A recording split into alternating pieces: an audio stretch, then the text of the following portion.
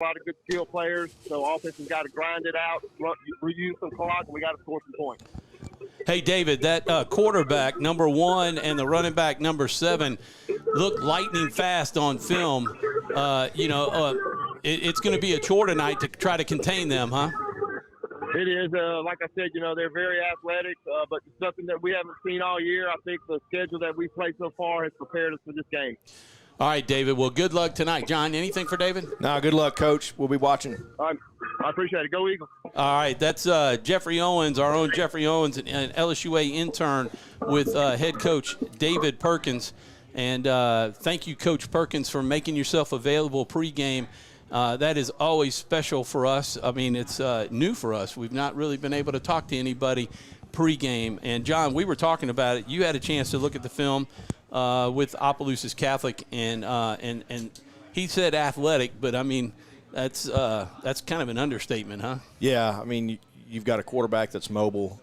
Coach Scully talked about it Wednesday night in the coach's show. Of course, David just hit on it. He can sling the ball downfield. He can throw it 60, 65 yards. He can throw it on a rope.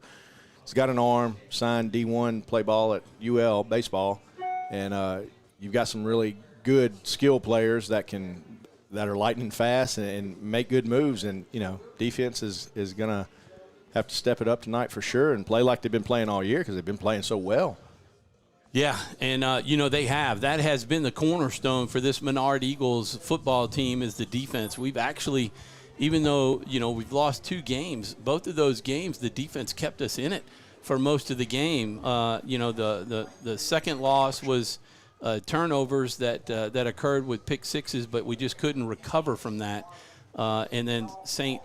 Fred's just kind of wore our defense out because they were on the field all the time. Yeah. And we found that to be the case in that other game too. If the defense stays on the field too long, they can kind of wear out late in the fourth or third and fourth quarter. Yeah, it's starters, couple of guys going both ways, and absolutely they can get tired, especially in that second half, and with what they're having to do on the field.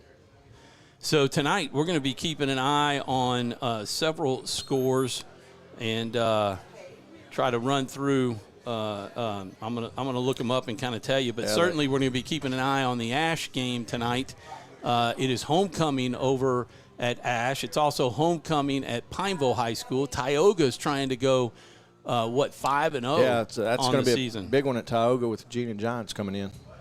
And, that is a good one. We saw the Gina Giants here in the scrimmage, and, of course, that was, a week or 2 before the season. But Menard looked really good. Yeah, they did. Against Gina. And look, when you're going up against Gina, you're going to get a fight. It's a well-coached team. Coach Roark does a really good job up at Gina and always has them playing well. And, that's it's going to be a heck of a game over at Tioga. So tonight, the Avoyelles Mustangs, who are in our in Menard's district, they're playing the Lafayette Christian Knights. That is no easy task. Avoyelles does not have a win on the season, and it'll be tough for them to come out with a win there. Bunkie is taking on Winfield.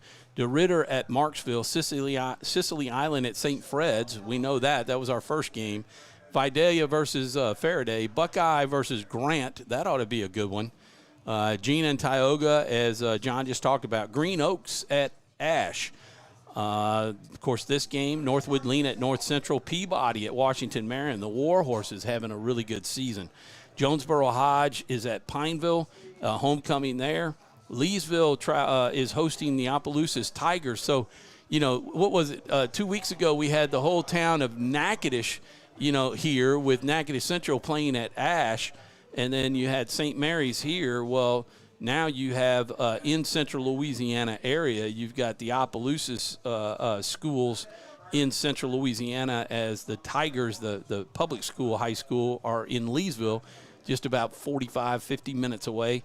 And of course, Opelousas Catholic here. Pickering Red Devils, which is next week's game. The Eagles will travel to Pickering. They're looking to pick up their first win of the year. They are on the road at Lake Arthur and the Tigers. Those are just some of the games. Let's see. We'll look around and see if we have Oakdale playing, if I can find that one as well. to give you some updated scores on those teams. But those are some of the teams that we're going to be following. We're going to take a quick break, and we'll be back on the field waiting for Menard to come out onto the field. And then, of course, we'll have the prayer and the national anthem, and we'll get ready for that 7 p.m. kickoff. Thanks for joining us live here in Alexandria, Louisiana at the Eagles Nest, home of the Holy Savior Menard Central High Schools. We've got Jeffrey Owens, the LSUA intern. We've got Andrew Beeman, who did all the setup tonight. Thank you for that. And John Wolf is with me again to do the color analyzation of the game. And I'm Tom Boucher. We're back right after these messages. Wherever you are, you're there for a reason. You shouldn't have to make a trip to the branch to deposit a check. Skip the trip and use our mobile app to easily and securely deposit checks right from your phone. Day or night, wherever you are, or whatever you're doing. Download our mobile app today. Is your vision just not as crisp and clear as it used to be? Are you having difficulty driving, especially at night? Are you over 40 and now needing reading glasses? If so, the trusted eye care team at Wallace Eye Associates is here to help with your family's eye care needs, just like we have been for nearly 40 years. Call Wallace Eye Associates today at 318-448-4488 to schedule your next eye evaluation. And we are back live in Alexandria, Louisiana at the Nest, the Eagles Nest. John Wolf is with me. You heard him ask David a question. Of course, we've got the two interns, Jeffrey Owens and Andrew Beeman. And I'm Tom Boucher. Thanks for joining us live here in the pregame. And we're so grateful that Coach is coming on and giving us an opportunity. We're going to have the starting lineups coming up. John, you've got the starting lineups for the Menard offense. We'll do that when we come back after this. Right now, we're waiting on the Menard Eagles to come out through the sign and break through it and follow the cheerleaders with the HSM flags. The Opelousas Catholic Vikings are 1-3, and as you heard John say earlier, they played Ascension Catholic, Southern Lab, and Oak Grove, all major teams that go deep into the state playoffs and win championships. That's why they're 1-3. So don't let that schedule fool you or their record fool you at 1-3. They played some really tough teams. Not to say that Menard hasn't, but I would say the teams they played were a step above the teams that we've played. St. Fred's were certainly a good team. I think they're still undefeated on the year and highly ranked. But the Eagles come in 2-2 and select 3. They're ranked number 17. They were number 12. But the loss a couple of weeks ago kind of dropped us, and then the win over Sacred Heart. Yeah. Go ahead. You know, Opelousas Catholic, it's going to be very similar to what we saw with St. Fred's and St. Mary's as far as the athletic skill and ability of the players and athleticism that they're going to bring to this game. And, but Menard, they're a physical bunch. They're a physical group. And we've seen in that line play throughout the year that they're a physical group and they can compete. And I think we're going to have a pretty good game tonight. So I want to take it this time. You're looking at some great video. Jeffrey's doing a great job. Andrew doing a wonderful job here in the press box. It has been such a pleasure to have these interns this year compared to last year, trying to do it myself. And I hope that this program continues, that we can have interns coming in and helping us. But we have to thank our sponsors. And I do want to say, Wednesday night when we went live at Wildwood Pizza, I left a couple of sponsors out, but we've got some sponsors here. If you want to, actually, we'll talk about that when we come back. We've got the prayer and the national anthem coming up. We're not going to go to a commercial. We're going to keep it here. We'll listen to everything. Which will be sung by HSM student Reuben Coe. In the name of the Father, and of the Son, and of the Holy Spirit. Amen. Heavenly Father, as we gather as two Catholic schools united in one faith, we give you praise and glory for who you are. We give you thanks for this opportunity to come together in fraternity and sportsmanship. We ask that our game may be free of any injury or any harm. Please bless all the players, the coaches, and the fans, and everyone who has worked to prepare for this day. We ask all this through Christ our Lord. Amen.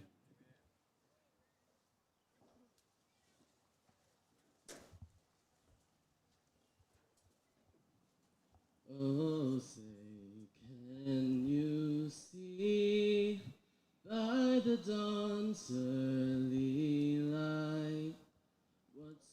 proudly we hailed at the twilight's last gleaming, whose broad stripes and bright stars through the perilous fight o'er the ramparts we watched were so gallantly streaming, and the rocket's red glare, the bombs bursting in air, gave proof through the night that our flag was still there. Oh, say does that star-spangled banner yet wave o'er the land of the free and the home of the brave. All right, and we are live. What a nice job. That was live here by a Menard student, and I think he sang at the last home game and did a really nice job. And back again, it's not easy singing that national anthem. It's a hard song to sing, and when you're doing it live in front of people, even if you're up in a press box, it's still nerve-wracking. So congratulations to him. But getting back to our sponsors, we certainly hope that y'all will get those sponsors and actually visit those sponsors and support those sponsors, because they're the reason why we can do this and do it free to the public, offering it free to everybody. So grandparents who can't make it out to games and family who live away have the opportunity to watch. David's son Christian has watched from across the world, as he serves in the armed services, and we're grateful. Sabrina was sick, during the game last week, and when we traveled down to Ville Platte, and she was able to watch. And so things like that allow folks to be able to watch us, John, it's really important. Yeah, I mean, their support, without their support, not going to be able to do all this. And like you said, families, friends from around the country that want to watch their nieces or nephews perform on the sideline or on the field, and it's a great opportunity for these kids and families to have online. So we've got our sponsors that we're talking about, our Menard sponsors that help us, Insight Audio and Video. They've been with us since the very beginning. Adam Rhodes was fantastic in allowing me to use his hotspot through a local wireless company. But without that hotspot, we wouldn't be able to do our live show from Wildwood Pizza. We wouldn't be able to do the away games that we do, and it's just, we're just so grateful for Adam. Also, Mike Upshaw with M&M Sound, who allowed us to have a speaker for the folks at Wildwood Pizza to be able to hear us whenever we're talking with the coaches. And Wildwood Pizza coming on board this year to give us a place to be outside of being on campus here, where we really couldn't draw crowds. And what a great time we've had. We've the interns have interviewed the cheerleaders this past week. It was the dance line. The dance line came out and performed for us to open the show. Our captains, Ryan Hicks, number 30, and Cody Lyons, number 2, for tonight's game, going out there. Number 17 for Opelousas Catholic is Dontre Henry, and number 50 is Peyton Aber, a defensive end, a senior. 17 is a wide receiver, and he's a senior. So keep an eye on the toss and see who wins and what is done with it. But the Polos and Plaids unique shop. When you see us, you saw Jeffrey wearing the shirt in the pregame. All of us have our uniform on tonight with 446 logo on it and the HSM logo, and also the Polos and Plaids logo on the shoulder that we have on the sleeve. Michelle LaCour at 1305 Metro Drive, Suite 6, has done a great job. She's provided the uniforms for all of our teams that are calling games, for Ash, for Tioga, for Pineville, for us. She did it for Buckeye as well. So we're grateful. You need a school uniform or anything, go out there and help them. And Red River Banks, the Red River Red Zone, helping us out. And, of course, the Wilder Group Real Estate, your friends in real estate. Rusty, my broker, and myself sponsor the halftime activities and we're just grateful for that. So Opelousas Catholic won the toss and elected to defer. They declined, so the Eagles will be on offense to start. Also, Valex Federal Credit Union, you can see their logo down. That's the second year they've been our title sponsor. Sadler's Towing doing the ticker with scores at the bottom. Wallace Eye Center with the scoreboard at the top. And our Southern Air Cool Play of the Game, they just came on this year. And Keys to the Game. We'll take a quick 1-minute break, and we'll be back with those Keys to the Game and set up our starting lineups when we come back.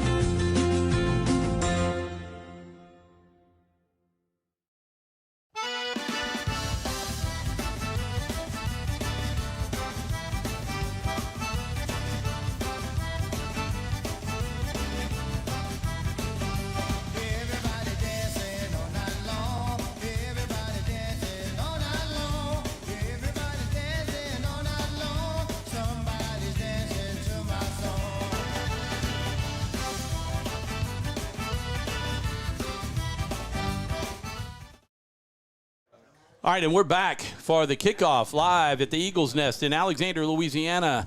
John Wolf, the color analyst, and I'm Tom Boucher bringing you the play-by-play tonight. And just we are grateful to be in the box tonight. And here is the kickoff. It is short. It's going to be hauled in by number 7.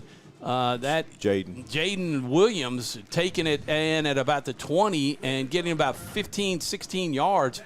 Should be about the 37-yard line. The Eagles will have their first possession. Great field position for the Eagles.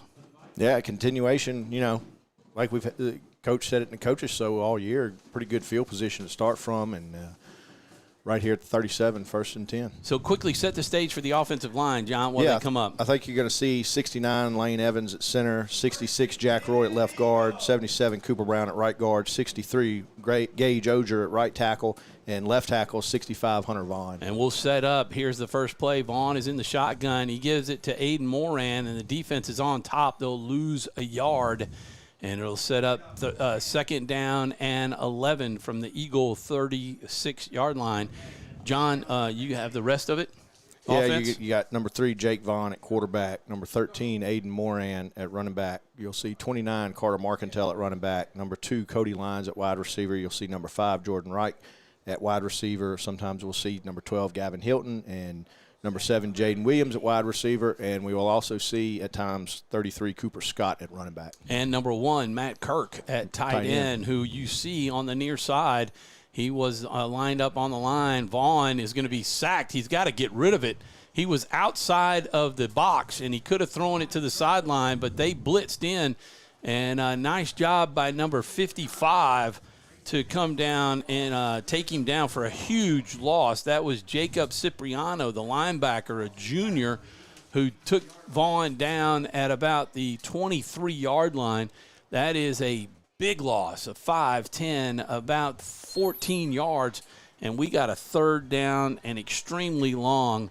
And the offensive line is going to have to do a better job of holding the line there.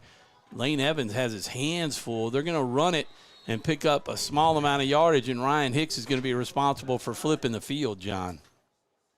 Yeah, hopefully Ryan can get a good kickoff here and a punt and put it deep and give our defense a good opportunity to come up with a stop. Minus 10 yards on that first drive, so the defense really going to have to play well. Number 15 is Roy Henry, a junior, is standing back at his own, the Vikings 35-yard line. Ryan Hicks can really boot it. Let's see if he can get this to turn over. And he gets a really end-over-end kick. Hopefully it'll roll forward. It does. A great kick. And it rolls down inside the 35 to about the 32-yard line, maybe 33. We'll see where they end up marking it. And we got 9:40 to play in the first quarter, and the Vikings are going to start it at their Viking Yeah, Ryan got about 40-plus yards on that kick, got a good bounce, end-over-end kick, but, picked up good 15, 20 yards off that bounce almost. So it looks like they're going to be at the Viking 37-yard line. Yeah, let's try to set the stage on defense. You have that lined out, John? Yeah, I think you're going to see, 34 Asher Davis, defensive tackle, Braylon Dusang, defensive tackle. You'll see linebacker 33 Cooper Scott, 29 Carter Marcantel, Drake Aldridge, number 81 at linebacker. You'll see Ben Good, number 60, will get in there. And we'll get to the secondary in a second. And here they're gonna run it, fake it. He pulls it and goes up the middle, wide open. And they bid on the handoff, and he's still dragging Eagle players down to about the 46-yard line. That's a pickup of about 14, and it'll set up 1st and 10. Yeah, and we'll also see number 2 Cody Lyons at cornerbacks, number 4 Maddox Shelton at cornerback, number 12 Gavin Hilton, free safety, number 7 Jaden Williams at safety position. We'll also see number 20 Sam Bricado be at linebacker, and number 18 you'll see sometimes Jacob Mizell. So number 18 is Mark Collins. He's a senior for the Vikings, and that's who had the run the last time. He did a RPO. This time he hands it off, and he's got a hole up the left side. Breaking tackles, finally brought down by Jaden Williams. That's number 4, Rowan Bergeron, a junior who has taken it all the way down into the Eagle territory, down to about the 30-yard line of the Eagles. Big gain there, 20-plus yards on that run. Keys to the game, we'll talk about that in just a second. So here's a pass, and it's out in the flats. This is number 1, the speedster you were talking about, Roderick Tizano. He's just a sophomore, lanky sophomore. Eagles were all over that one and picked up a yard. Maddox Shelton came off his block, was able to get in there, and Sam Bricado helped finish that up. So good short gain, good play on 1st down by the Eagle defense. Asher Davis, 34, has his hands full. So does Dusang. They're going to go strong over to the far side of the field. It's a 4 wide receivers, 2 to the right, 2 to the left. Here's the pass. He's looking, and a great coverage by the Eagles. They throw it over the middle as T. Sam Bricado was there, along with number 4, Maddox Shelton. And they take him down, and it's a pickup of about 4. It'll be 3rd and 5 from the Eagle 25-yard line. Really was good coverage downfield. Secondary did a good job staying with their guys, and even over the middle had good coverage. As soon as he caught it, they were able to wrap him up. Keys to the game, obviously, keep Opelousas off the scoreboard. That's its one major key to the game, right, John? Here's a pass out in the flats. Let's see if we can get it covered and take him down. He's going to get the 1st down over the 20 into the Red River Bank red zone of the Eagles. And we want to thank Red River Bank for their sponsorship and being a part of this broadcast for the 2nd year in a row. The Why Not Stop keys to the game, John. Obviously, the burners, we're going to have to contain them. And you're going to have to get some pressure on that quarterback. It's going to be a challenge. They're fast, as you can see from this first opening drive. They're a quick team. They've got really good athletes out on that field, and it's going to be a challenge for the defense. There's some big boys on that line as well, and here's a blitz trying to come, and the quarterback keeps it, comes left side, out of bounds. That could be a late hit by Cooper Scott, and that's going to go halfway to the goal line because it's after the play as 18 Collins made it inside the 10 to about the 8, so that should set it up at the 4 for 1st and goal. I think another Why Not Stop key to the game is going to be keeping our heads up. Because once you get punched in the mouth, you got to be able to get off the mat and come back. And the Eagles got punched in the mouth with that sack and that lost yardage, and now they're just being punched in the mouth right now by this Opelousas Viking Catholic offense. Yeah, on that last play, quarterback got outside, and he's fast. We talked about it, and going to have to contain him. So here he is. He's going to keep it and follow number 4. He cuts it up, and he's in the end zone for the touchdown. And that was probably about a 8 or 9 play drive that made it all the way 63 yards for the touchdown. Yeah, they started that close to their own 35. 37-yard line. 63 yards, only 4 of it aided by a penalty by the Eagles. That's one area, and for the Eagles, the Why Not Stop, one of the keys to the game is going to be able to remain a clean game, playing a clean game. We went back and looked at it, John. and the Eagles have played clean football. You know? Yeah, they have. I mean, you look at their fouls and what they've committed and where they've been, and they have played pretty good mistake-free football all year. And 7:13 to go in the first quarter. The Opelousas Vikings have taken a 7-0 lead. We'll be back after these messages with the kickoff. It all started with a sketch on a napkin. An idea created by two walk-on bench warmers. And after 10 years of hard work and perseverance to turn their dream into a reality, it's the #1 sports bar in America. Welcome to Walk On.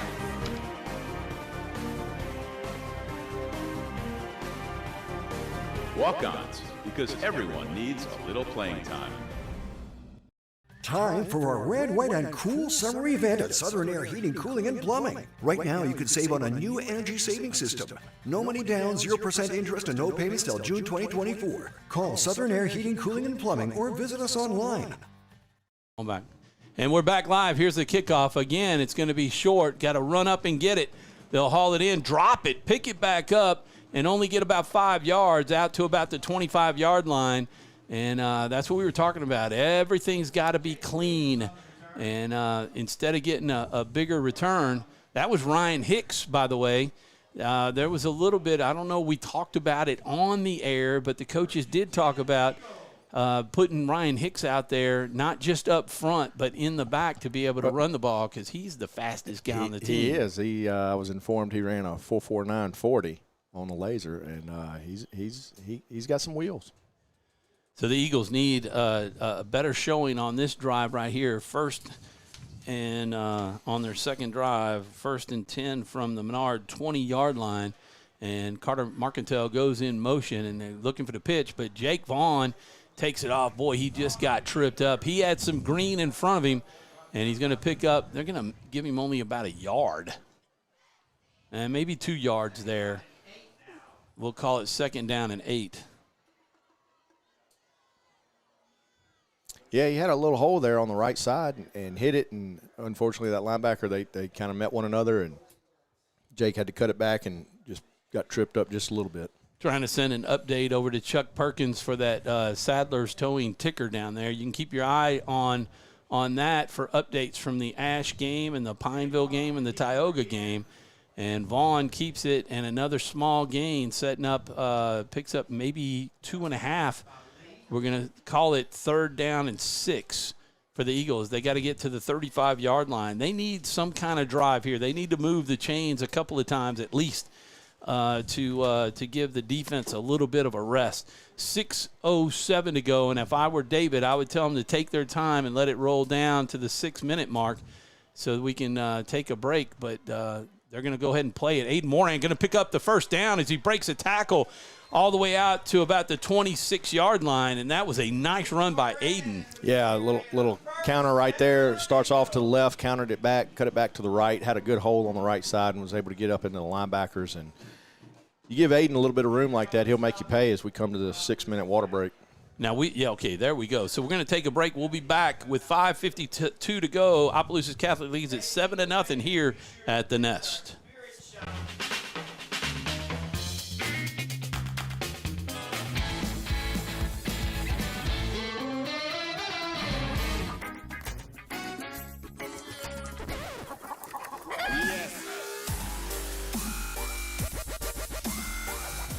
Make your burger your style with delicious, hand-pressed, never-frozen AAA Angus beef and tons of fresh, tasty toppings. Fat Burger. Great taste sounds good, doesn't it?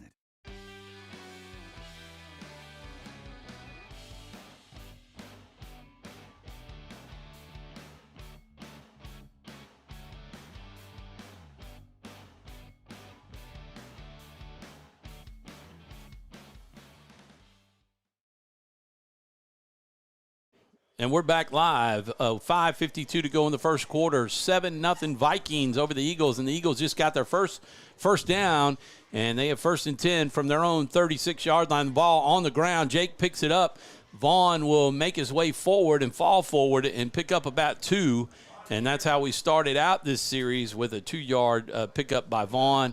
That one, we're just fortunate he got positive yardage. They moved it back, John. I mean, he fell forward. Yeah, I mean, look, he got hit at the line of scrimmage, and defender actually drove him forward about what I thought was 2 yards. They still got it marked as 2. My bad on that. I was thinking it should have been up around the 39-yard line. Vaughn's going to give it to Carter Marcantel. Man, he had a cut back if he cuts it to the left. At least from here, it looked like he had an opening right there.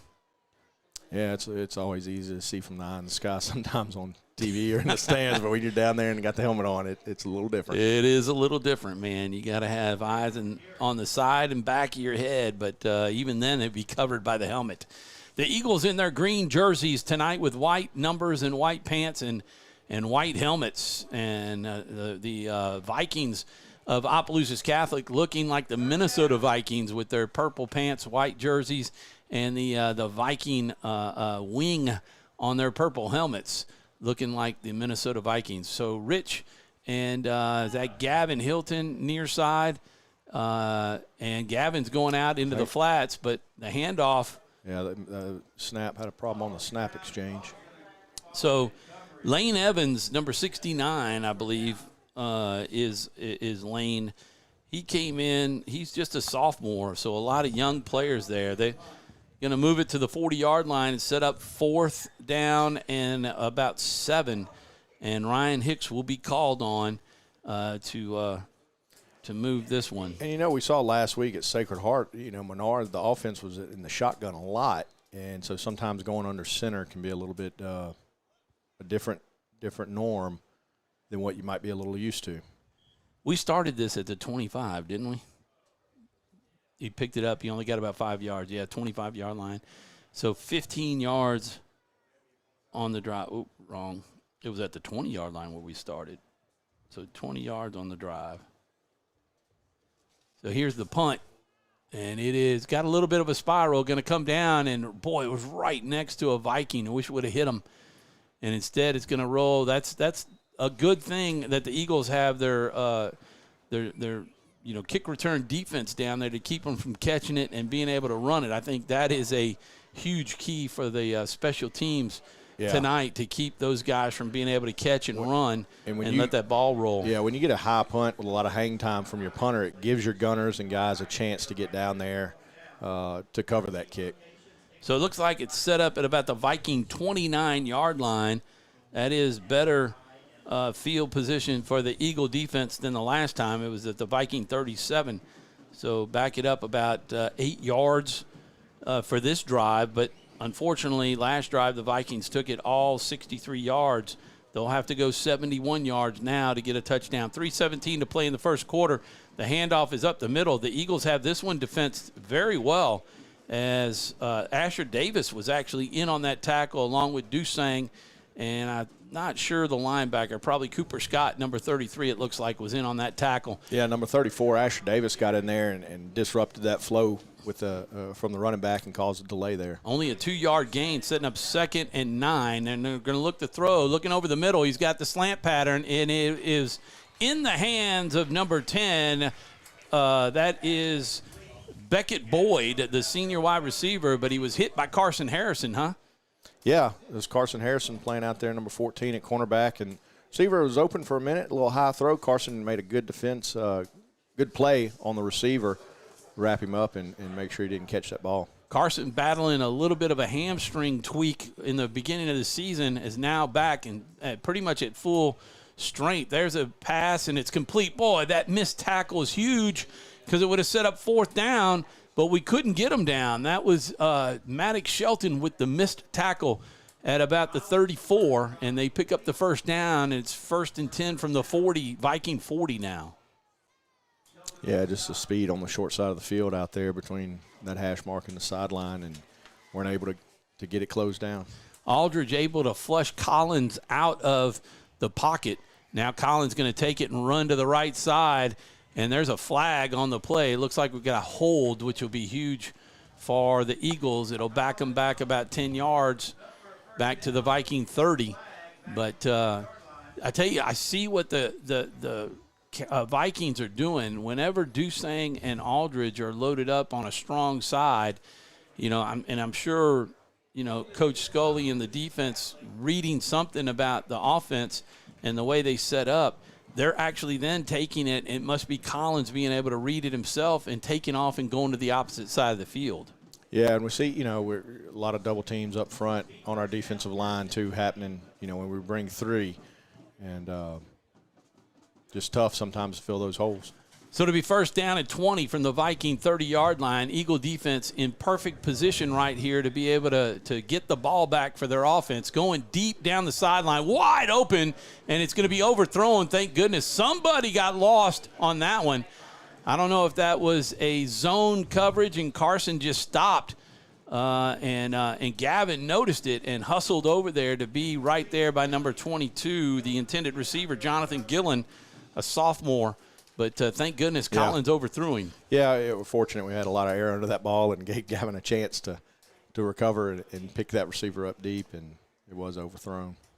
John, I got to ask you, we have this is the last game in September, but going in October, the way the heat has been, are they going to continue the 6-minute water? Oh, wow. Drake Aldridge got a hand on that one, as you saw, and the receiver, number 1, still able to pick it up, Roderick Tizano. But, Tom, that's a good play. With Drake got a hand on it. Defense closed down on him quick. I mean, we gave him 3 yards, but that's okay. They had 2nd and 20 to go. And back to your question regarding the water timeout. So, typically, when October rolls around, we'll do away with the water breaks. However, in the past, if we have continued heat, the state sometimes we'll extend them. Yeah, because we're still in the 90s, in the high 90s. Today is like 96 or 97, I think. Collins back to throw again. He's going to try to pick up the first down. Now he's rolling. T-Sam is there. Now he's going deep. He's got a man open. That is great job by Maddox Shelton to get a hand on it. And the Eagle defense comes through to force the turnover. There's no flags on the play. And it'll be a turnover on, not on downs, but on the punt, as long as the Vikings do punt it. Really good defense by number 4, Maddox Shelton. And this whole secondary, the secondary was back. They had the deep guys covered. The quarterback had some time, rolled out, and, launched that ball almost 50 yards in the air.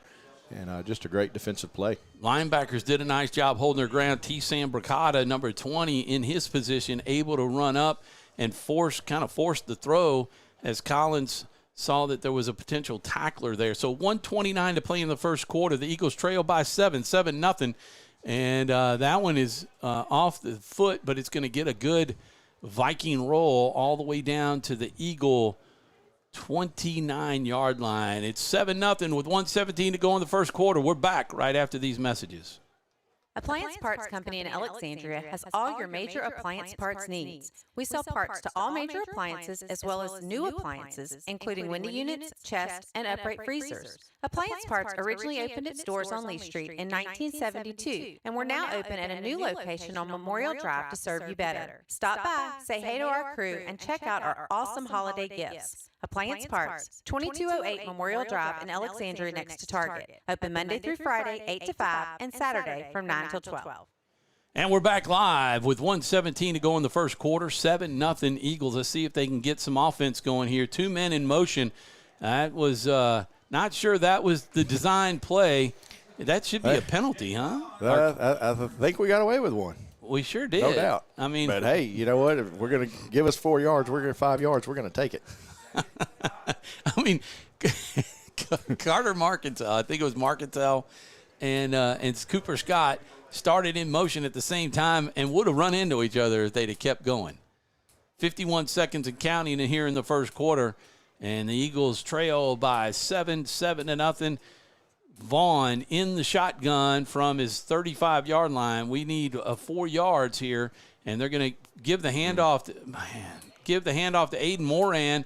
And there were 3-4 Vikings in the backfield waiting. I mean, they were waiting to tackle him. Yeah, number 50 came through there untouched and almost was able to take the handoff on us. Peyton Hebert was right there, and when Aiden took the ball, he just stopped. There's nowhere to go. And might be worthwhile just to let it run down, not try to get this play off. Yeah, that David's already telling him, look at the play clock and just sit there and wait. and let the clock run out so they can talk about it. 3rd and 8 for the Eagles when we come back to start the second quarter. You're watching Menard Eagle football on 446 Sports, YouTube and Facebook. Tom Boucher and John Wolf back in a minute. Hi, I'm Kimberly Harrell, Certified Residential Appraiser. I am currently a leading provider of appraisal services for mortgage lending, employee relocation, estate planning, and community property settlements. My experience in real estate over the past 13 years and currently serving as president of the Greater Central Louisiana Realtors Association has given me a clear understanding of the real estate world and the ever-changing market we live in today. For any of your valuation needs, give me, Kimberly Harrell, a call. Our mobile banking app is changing the way we bank.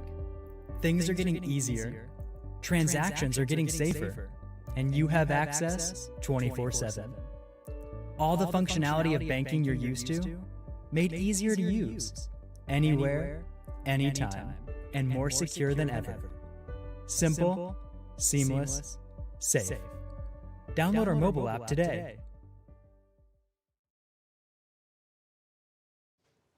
And we are back live for the start of the second quarter, and it may be a little, just a second, because they actually had the ball set up in the direction of the first quarter. The officials now moving the ball down to the other side of the field. Kind of gives us a chance to talk a little bit about another sponsor that I forgot to mention at the top of the broadcast, but Quibido's Cafe in Pineville, Louisiana.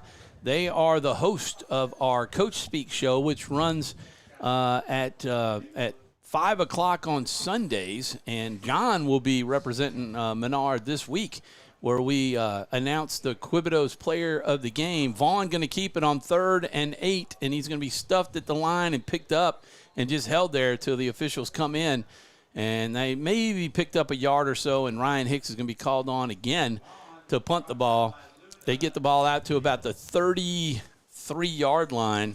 Yeah, just wasn't much room there in the middle, and defense is starting to put 8 in the box and making it tough. So a 4-yard drive right there. Hicks will be called on with 11:32 to go in the first half. Clock is still running. 7-0 Vikings.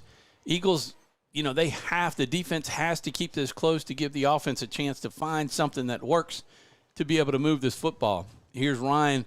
He gets the punt off, and it is a spiral, and it hits and rolls. Great roll for Ryan Hicks inside the 15 down to the 14-yard line as Hicks does a great job on that punt. Absolutely. I mean, blasted it, got a good roll. Had the coverage team down there, Maddox Shelton down there on coverage, and pin him inside the 15, and that's what we needed, and get another stop like we got last series. John, we got to be thinking and name this early because we need to get a picture.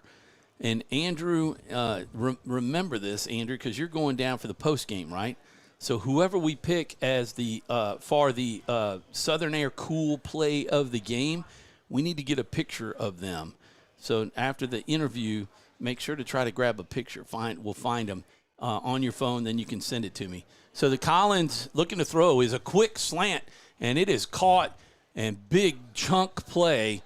In fact, that is another why not stat key to the game. We have got to stop those chunk plays. Number 27, Miles Collins, a freshman, must be the brother of the quarterback, 18, Mark Collins. We brought Drake off the edge there to get in the face of the quarterback and got his hands up, and unfortunately he read the route right behind Drake, and that's where he threw it to. Linebackers got to be there to stop that. Collins now rolling out. We're putting some pressure on him. The throw is high. Oh, my goodness. That was set up for Gavin Hilton, and he took the wrong angle on it. But that was going to be a high throw, and it's going to set up 2nd down and 10 from the Viking 32-yard line. So that one pass play got 17 or 18 yards as they started from, I think it was their 14 that they started. 10:49 to go in the second quarter, first half here. 7-0 Vikings. Eagles with a great shot here to get 2 more downs and stop them quick. There's Collins, and he's hit. There's a penalty, probably in the area of holding. And that's going to be short yardage gain, maybe less than a yard. So if you're David, I would take it and make it 3rd and 9. I mean, not take the penalty if it is against the Vikings. Yeah, I don't know. It's a tough one. It is a hold. Do you go to 2nd and 20 or take 3rd and 9? That's a tough one. I'd decline it and take 3rd and 9. Let's see what they do. They're going to take the penalty and push them back another 10 yards.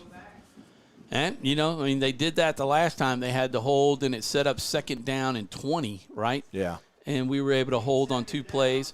Now it's going to be from the, the 18-yard line? 23. Or 23, yes. Thank you. And they got to get out to 43. The 42, right? Somewhere 42, around there. 43, yeah, 42. Yeah, so it's almost 20 yards. 2nd and 19, 2nd and 20. But either way, they got to get a lot of yardage. Let's hope that the Eagles can stop them here. They went deep the last time. They got Drake coming in off the edge. They got pressure.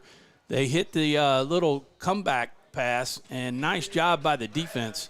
That was number 7, Jaden Williams, coming in to make the tackle to set up 3rd and long, and it's going to be about 3rd and 14 as I don't know if you call that a bubble screen, but it was number 17, Dontre Henry, that came in behind using his inside receiver as a screening area. Yeah, I think they're going to get us for a defensive offsides. That's a jump, yep. I don't know if that was Asher or Dusang that jumped across. And I think it was 34. David needs to calm down here on the sideline. Once they cross over, that's a penalty. It's not the same. They can't get back, right? That's correct. In Federation, if you break the neutral zone, it's a defensive offsides, and it's automatic, 5 yards. And, college and on Sundays when you're watching, they have a chance to get back. I saw the jump. I mean, they definitely crossed over the, penetrated. David doesn't think so. But it's still 3rd and 8 or 9, and they're going to hand it off. Let's get the tackle, and we do. They're going to be short. We'll see what they do there. That was a nice job by Williams again. Jaden Williams having himself a nice game here. That's going to set up 4th and 3, and let's see if they feel confident enough to leave the offense on the field. 9-16 and counting with 7-0 lead for the Vikings. 27 seconds on the play clock. They're going to go for it. Eagles with a great opportunity. They're trying to get them to jump off sides to get the freebie. And they still got 17 seconds. We'll see. Eagles got to hold their ground. And I have a feeling they're going to end up calling timeout. They are. We'll come back. We'll see what they do when we come back. You're listening or watching Menard Eagle Football on 446 Sports. I'm Jason Hall with Farm Bureau Insurance. Did you know that September is Life Insurance Awareness Month? Our team is here to educate about life insurance and help you make the right coverage choices with the right agent this month and every month. Taking care of your family can be simple and something you can do today. There's no better time than now to learn how life insurance can protect your family's financial security. So talk to Hawk at 318-791-HAWK or online at talktohawk.com and let us help you protect what matters most. Our mobile banking app is changing the way we bank. Things are getting easier, transactions are getting safer, and you have access 24/7. All the functionality of banking you're used to, made easier to use, anywhere, anytime, and more secure than ever. Simple, seamless, safe. Download our mobile app today. It all started with a sketch. And we're back live. 8:51 to go in the first half. And the Vikings look like they're going to try to get the 4th and 3 after that timeout. Either that or they're going to try to make the Eagles jump again and maybe take a timeout. But I have a feeling they're going for it. See if they roll Collins out. They're going to leave him out there alone, and they're going to roll him out. They got pressure on him, and they're going to stop him. Dusang. Jaden Williams with the pressure. Dusang steps up and stands him up, and then all the Eagles come in to stop him for about a 2-yard loss, and the Eagles will get the ball in Viking territory at the Viking 38-yard line. Yeah, big play for the Eagle D. That was Opelousas Catholic. Brought motion and had movement from the linebackers and probably read somewhat man coverage, and not sure if that was an RPO or not by the quarterback, but he did decide to keep it and try to go off right side, and Braylon just made a heck of a play. Yeah, I mean, they left him out there alone, but the pressure from the far side of the field by Daniels brought him in to Dusang, and Dusang beat his block. And one of the things that has been nice is Dusang's been able to get some rest on defense, a move that he hadn't been able to do before to try to keep him fresh. Here the Eagles, the handoff is to Aiden Moran, and he's got about a 5-yard gain, now being pushed out to about the 30, inside the 35. That'll be at least a 4-yard pickup, set up 2nd down and 6 from the Viking 35-yard line. Well, Aiden was almost able to get into that second level. I think he was about one step away from it. Viking 38. So the Vikings had 24 yards of offense as they were stuffed on a turnover on downs. That was a big play. That could be, between Ryan Hicks' punts. Here's a nice little play by Aiden Moran, but the Vikings read it and stuff it for a short gain of about a yard, setting up 3rd and 5. That misdirection play that we talked about during the Wildwood Pizza Show, they said they have several things they can do off of that. They call that their spin play. And that time Aiden cut it up the middle and ran right into a host of Vikings. I should say a ship full of Vikings. Got to be careful with that word. 3rd and 5. They got to get to the Viking 29-yard line, 28. And they put a man in motion, and they've got blocking power. Gavin Hilton cannot hang on to the football. That was Aiden Moran. Oh, Moran, sure enough. The back. The pass incomplete, but Moran, it hit him. He tried to come in and haul it into his chest instead of catching it with his hands. And you just can't do that. You got to be hands football there. Eagles will look like they're going to go for it. I think if he catches that ball and is tackled, it was going to be short of the 1st down. I think we're looking at a field goal effort from Ryan Hicks. But I think we got a timeout. Coach Perkins calling timeout. Wants to think about this 4th down play a little bit. Coach wants to talk about it. We'll take a quick break. We'll be back right after this 30-second timeout. Is your vision just not as crisp and clear as it used to be? Are you having difficulty driving, especially at night? Are you over 40 and now needing reading glasses?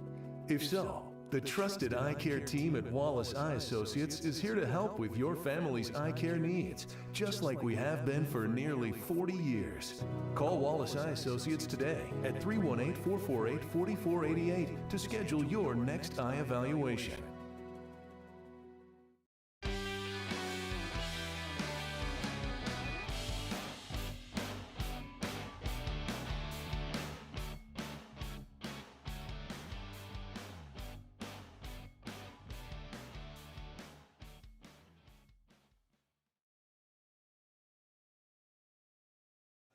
And we're back live in the Eagles' Nest in Alexandria, Louisiana. 4th down and about 6 or 7 yards. And Vaughn hands it off to Aiden Moran. He's trying to break tackles and is not going to get it. He's going to be stopped at the 30-yard line, and that's going to be short of the 1st down. And the Eagles will turn it back over on downs to the Vikings after 8 yards of offense. 7:02 to play. Vikings taking over at their own 30-yard line. Eagle defense got to stiffen up here. Well, last 2 series they've really stepped up and able to hold Opelousas Catholic and get them into 3rd and long and take advantage of the penalties Opelousas Catholic gave them and get 4th down. Yeah, it's going to be very important as we get now close to going into halftime because they deferred and get the ball. We certainly don't want to give up 7 and then give them back the ball. Here's Collins. He keeps it going up the middle. Boy, he hit, I think it was Aldridge and Ben Good. Dusang coming out of that pile. And he got popped. Jaden Williams in there as well. And Marcantel. but he's picked up a good 5 or 6.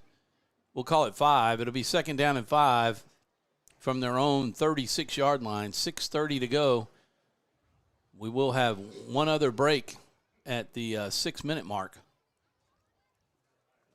Defense switching around. They're going strong side to the right. See if Collins goes left, and he will. He'll follow. Asher Davis beating his man, getting pressure, and he's going to throw it out of bounds. The Eagles had great coverage there with Gavin and Shelton, number 4, but it was Jaden Williams that put the pressure on him and set up 3rd down and 5. That has been the key to this defense, is shutting down that passing game. Yeah, the secondary did a really good job there with the coverage, and Jaden recognized it, came up, brought the pressure, and made him force it, throw out of bounds. So Collins back in the shotgun, trip receivers to the left, to the far side of the field. He's looking to go long. He's got a man open, and Gavin is there. That's great coverage. Do not throw a flag. That is a terrible call.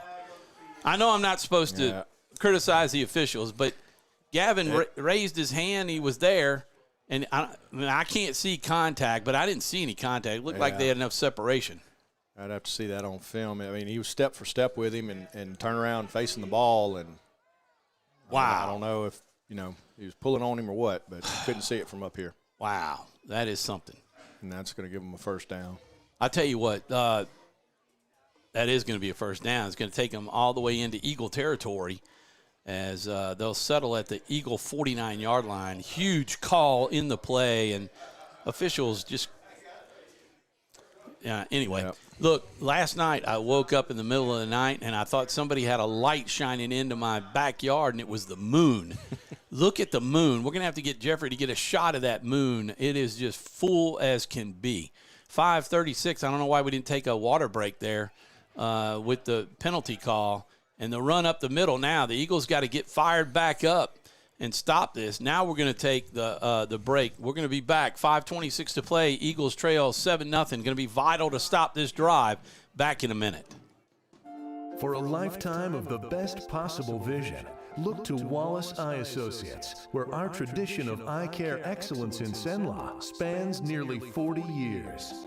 From your next family eye exam to cataract and glaucoma evaluations, trust your vision to the experienced eye professionals at Wallace Eye Associates. Call Wallace Eye Associates today at 318-448-4488 to schedule your next eye evaluation. Time for our red, white, and cool summer event at Southern Air Heating, Cooling, and Plumbing. Right now, you can save on a new energy saving system. No money down, 0% interest, and no payments till June 2024. Call Southern Air Heating, Cooling, and Plumbing or visit us online.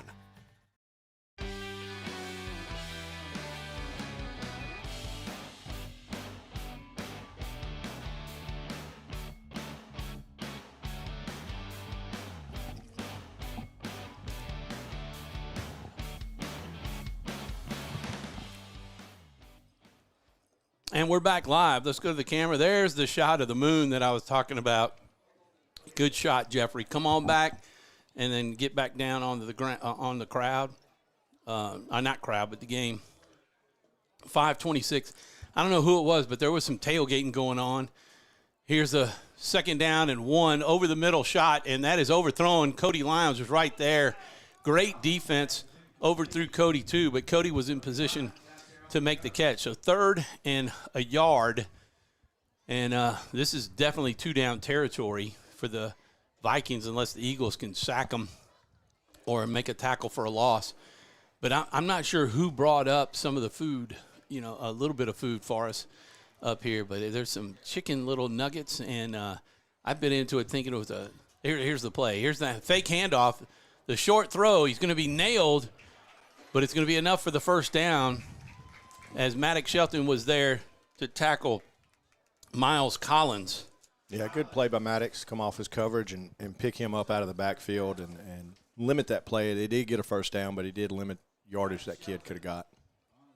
Good to see Collins. I mean, I know I'm not the voice of the Vikings, but I don't like to see anybody get hurt. 2 receivers to the far side, 2 to the near. Collins was shaken up the last catch, but he was back on the field now. 5:06 to go. They're going to pitch it. That's a pass to number 1, and a great play by Dusang to be behind the line and take down Zano for about a 2-yard loss. Maybe, no, make it 3. It'll be 2nd down and 13 with 4:48 to play in the half. Got good penetration there, got in the backfield and was able to disrupt it, and had a couple other guys in the backfield with Braylon, and Braylon was able to make a good stop. All right, Jeffrey, remember what we talked about. They're moving to the right. Yep, there you go. Keep more of the action to the right now as they're traveling left to right. Here's the fake handoff, the throw over the middle, almost picked off. That was Carson Harrison on the defense, and it's going to set up 3rd and 13, and the defense is coming through, man. They have made some adjustments since that first drive the Vikings had. The Vikings took it 63 yards on their first drive to score, and that's the difference in the game, 7-0. The Eagles have been able to move the ball a little bit, and if the Eagles can overcome this the bad pass interference call by the officials to give them this great field position here now, 3rd and 13. Eagles need a big stop right here. They put Collins in motion, and they're looking to throw it the flats, but come back over to the far side of the field, and the defense is there, but they're missing tackles, and he's drop popping and not being dropped. I mean, I think about 8 guys hit him. Carson Harrison, the last one, he finally taken down inside the 20 to the Eagles Red River red zone. Yeah, he went through 4 or 5 arm tackles there, broke a couple of tackles, and they're athletic, and they want to get in space and let those guys make plays, and that's what they were able to do on that play, is to get him in some open space and try to make some one-on-one plays, and unfortunately ends up being a big gain for him. Al Matthews sending up the hamburgers and french fries and maybe some hot dogs in there. I'm not sure. But we got to thank all the guys that do the cooking in the concession stand for taking care of us up here, all of us starving people. You can tell that I've missed meals, John. About as much as I have, Tom. Yeah. There's the handoff up the middle, and that is just a bull rush all the way up the middle for the touchdown. Was that Royce Butler, number 7? I believe so. That was one of the guys that number 4. That was Rowan Bergeron that has been running the football. At the 3:37 mark, the Vikings run it in from about 18 yards out to take a 13-0 lead. They'll try to extend it to 14 with this extra point, and the Eagles will have at least one more shot to get on the board. And that was a big score because they deferred. They won the toss and deferred to the second half, so they will get the ball. And I think they're going to call a penalty on us on the sideline. I don't know if who's been talking back there on the coach. Hopefully that's just a warning because they haven't they haven't done it before. Well, he's given the option to Opelousas Catholic if he wants it now or on the kickoff. Huh. But they are going to have to re-kick this try. Well, they ain't even tried it yet. They're going to give them the ball. Yeah, they're going to take it on the kickoff. Looks like it. Looks like they're still going to do the try from about the 3-yard line. Well, so they're trying to figure out where they're going to mark it or what they're going to do, or maybe on the sideline, knowing that that's the first one. The next one, the head coach gets kicked out of the game, doesn't he? Yeah, they'll put that on the head coach, even though it came from the sideline. I'm not sure who it came from, but it goes to the head coach. Well, it's right there where David and Scully both are. Yeah, they probably saw something earlier they didn't like and letting the officiating crew know about it. The extra point hit the scoreboard, and it's going to be 14-0 at the 3:37 mark, and we'll be back right after these messages. BK Distributors is proud to support high school athletics on 446 Sports. BK is the one-stop shop for trophies, banners, awards, letter jackets, and just about anything award-related. And now, welcome BK Apparel and BK Promotions to the family. For all your spirit apparel needs and anything you need to brand your business. When you think of anything you need with your name on it, think BK. Check them out on Facebook or at bkdistrib.com. BK Distributors, apparel and promotions in Pineville.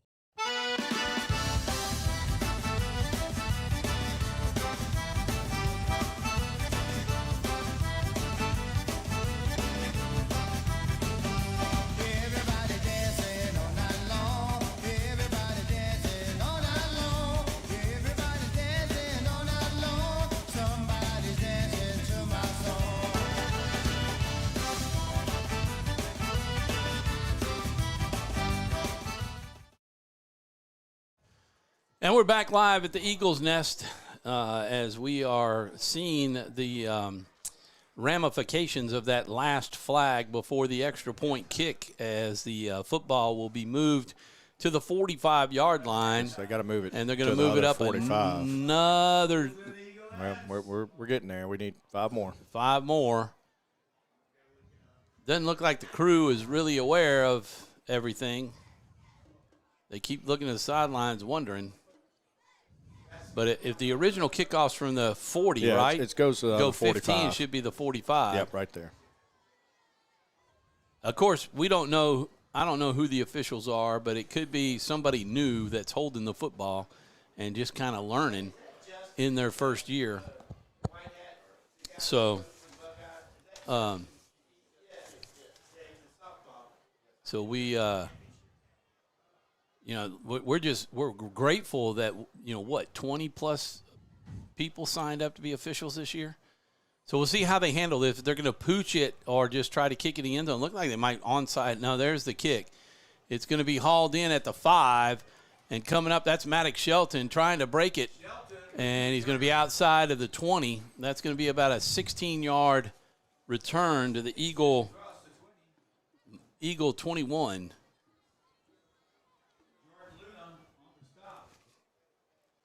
3:32 to go in the first half. Eagles need to move the football. We need some points on the board because the Vikings will get the ball to start the second half.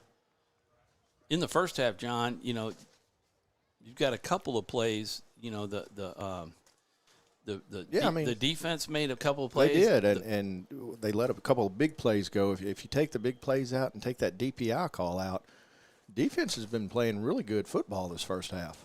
You got the punt by Ryan Hicks to put him down to the 15 that actually led to a punt as a cool play of the game. So I'm just trying to think of candidates for the cool play of the game.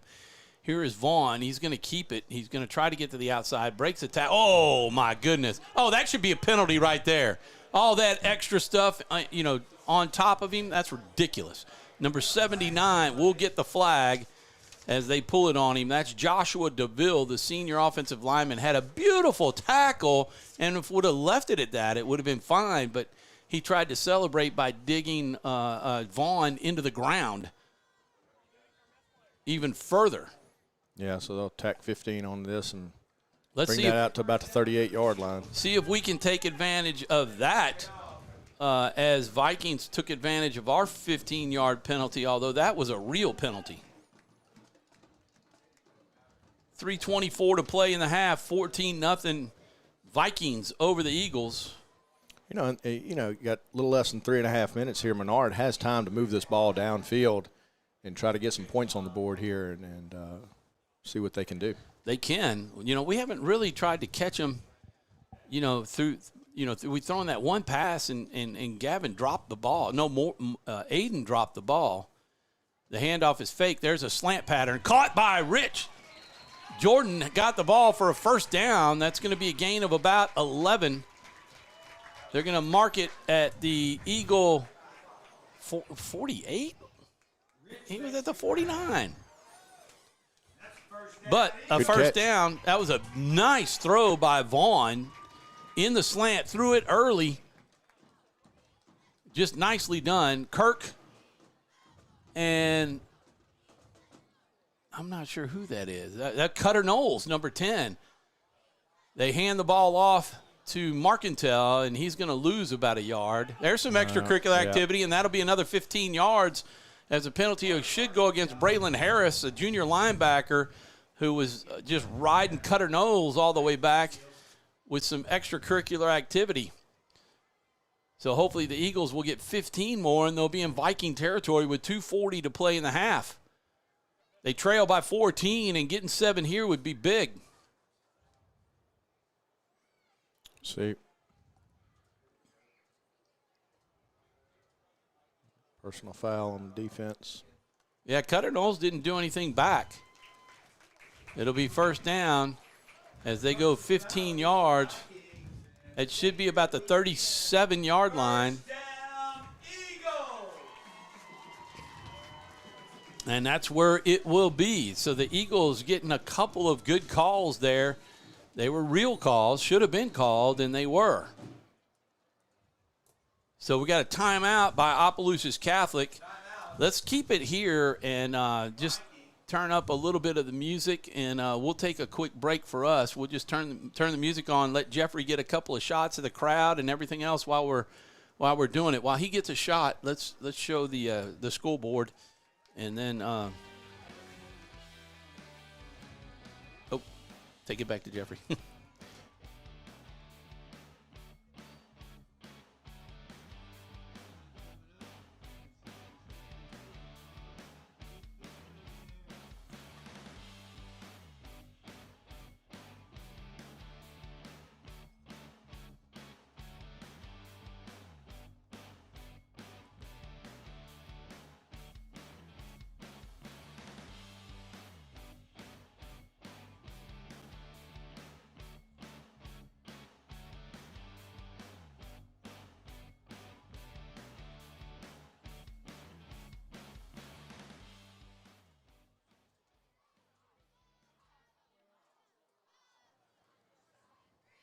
And welcome back, everybody, to the Eagles' Nest. As you can see, 2:40 to play in the game, 14-0.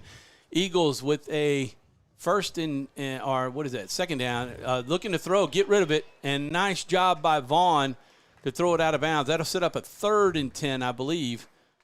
No, that should be second and 10 because the penalty set them down. It's second down. Yeah. Good play by Jake there. Got outside, looking downfield. Didn't have anything. They had good coverage downfield and just smartly threw it out of bounds. And you get the clock stopped and got 3 more downs here to try to make something happen. Rebels lead Jonesboro Hodge 14-0. The Indians down by 8, 14-6 to Gina. So their 4-game undefeated action is on the line right now with Gina. We talked about what a good team Gina had and how well Menard stayed with them in the scrimmage. Of course, it wasn't 4 quarters. Vaughn in the shotgun puts Aiden Moran in motion. The pass over the middle, and that is fortunately not caught by anybody after the tip by Gavin Hilton. Yeah, I don't know if that came off Gavin's shoulder pad or his hand. A little bad snap from the center to QB exchange on that, and Jake was able to get it out pretty quick and have Gavin. I'm not sure. I couldn't see the deflection, but I think we were fortunate for that not to get intercepted by that secondary after that deflection. Yeah, it hit Gavin in the hands. I mean, he even was looking at the sidelines and tapping his chest saying, hey, that's my bad. That's my bad. So Cody Lyons going out to the far side of the field. Gavin and Rich to the near side. Matt Kirk is in just off the right tackle. Hilton in motion. And the ball is snapped high. Moran gets on top of it, and that is killer for the Eagles. And that will drop the ball all the way back to their own 49-yard line and set up 4th down. And looks like we're going to have timeout. Yeah, Opelousas Catholic's going to call timeout here with a little over 2 minutes to go. They take their last timeout. They got plenty of time, and those passes, we needed them, but needed to complete them because it kept time on the clock. We're going to take a quick break. We'll be back right after these messages. Our mobile banking app is changing the way we bank. Things are getting easier, transactions are getting safer, and you have access 24/7. All the functionality of banking you're used to, made easier to use. anywhere, anytime, and more secure than ever. Simple, seamless, safe. Download our mobile app today.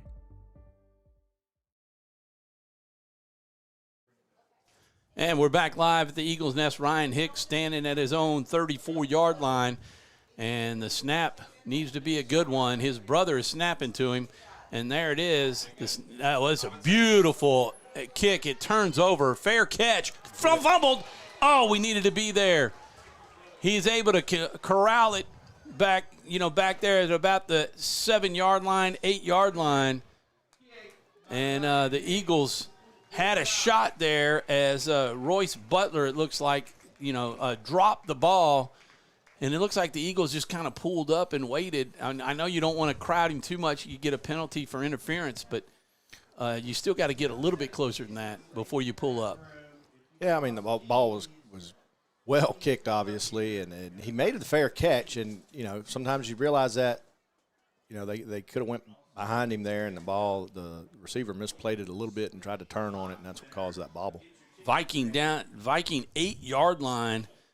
And see if the Eagles can create a turnover here. They need it, but that was a wonderful kick. That was from the Menard 48. That is certainly a cool play of the game right now to really help this Eagle defense. Now the pass over the middle, almost picked off. Gavin Hilton was there. He's got to catch the ball. Man, oh man, how many chances do you get? Great defense, but finish it off. Yeah, excellent defense. Gavin had it all the way and stepped right in front of it and just couldn't quite finish it. Man, oh man, oh man, that is killer. So 2nd down and 10 from the Viking 8, 158. I wonder if they'll rethink what they're trying to do. They certainly thought they'd have better field position than this. They used their last time out. They're going to run it with Collins. He comes to the near side, gets down. Fortunately, they only picks up about 4 yards, and he was inbounds. Well, and that's going to bring up fourth and about 7, I believe. Third and 7. He was out of bounds, so that stopped the clock. Well, they did stop it. I thought he dropped him inbounds, but that's in favor of the Eagles with 1:50 to play in the first half. The Eagles trail by 2 touchdowns.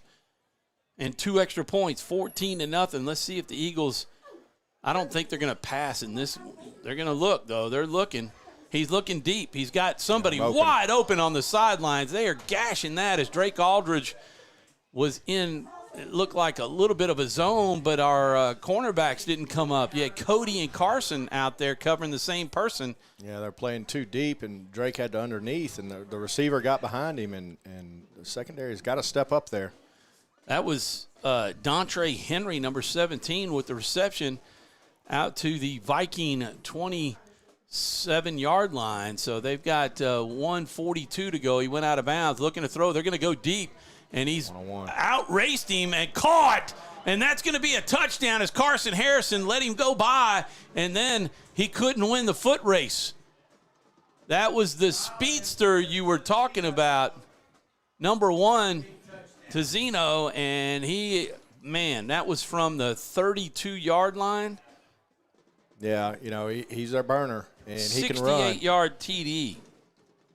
In the play before, we were in a little bit of a zone there, and he got in front of the secondary behind the linebackers, and I'm sure Carson was kind of thinking that and saying, hey, I may play a little tighter coverage, and just got into a foot race right there.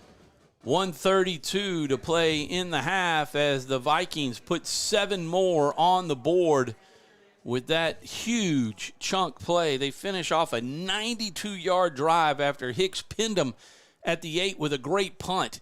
And the extra point by their kicker, Landon Miller, is good.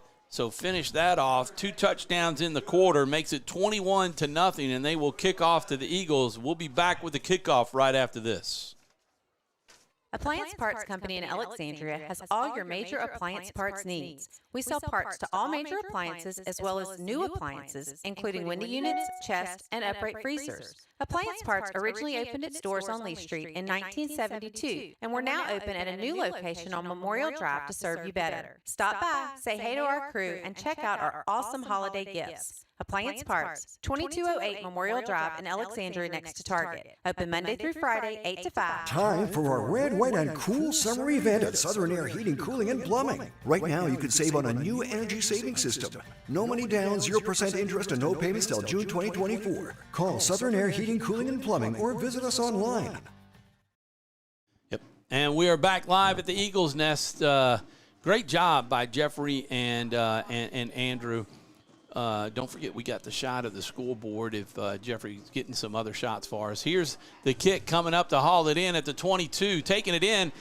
Maddox Shelton got a couple of people to beat, and he's going to be out at the 50-yard line. So the Eagles, with great field position set up by Maddox Shelton, as that was a big return at 1:24 to go. The Eagles need to put something on the board to get some kind of momentum going, as the Vikings will have the ball to start the second half. So the sixth drive for the Eagles is starting in Viking territory. Looks like they're going to mark it at the 45. Wow. Yeah, 45-yard line. He hauled that in at about the 12? 25? No, I think it was further up ahead than that, huh? Around the, maybe 20, 15 or 20? 15 maybe. Still a really good return. Yeah. His blocks hit the hole and then went to the sideline, switched hands with the ball, and got the Eagles really good field position with 1:24 left. And I think still have 2 timeouts left, if I'm not mistaken. 40-yard return, we'll call it, by Maddox Shelton. Say he hauled it in at the 20. And there is looking to pass. Vaughn, got to get rid of it. Oh, man. 55 tracks him down, and he slips trying to hit the corner, but Jacob Cipriano with a sack. And Vaughn really has to get rid of it if he's that close. He's outside the pocket. He just needs to throw it past the line of scrimmage. So 1 minute, 29 seconds on the play clock, so they have plenty of time. Coach Ortiz giving him the play. 50 seconds to play. They're just trying to run this down. They don't want to give the ball back to the Vikings, that's for sure. Second down and 17 for the Eagles. Haven't heard the drum corps much, but they're down there.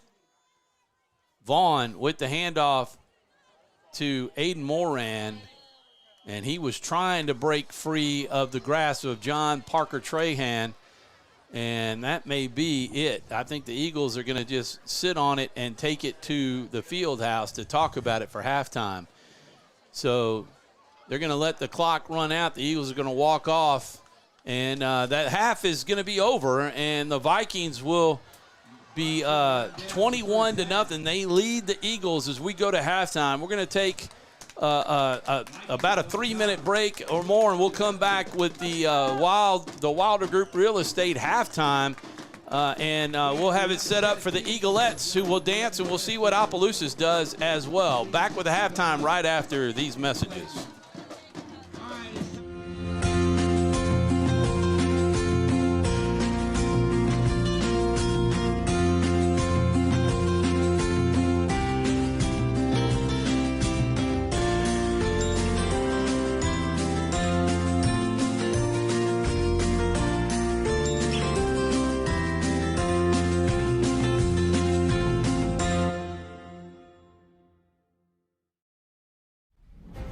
Started with a sketch on a napkin. An idea created by 2 walk-on bench warmers. And after 10 years of hard work and perseverance to turn their dream into a reality, it's the #1 sports bar in America. Welcome to Walk On.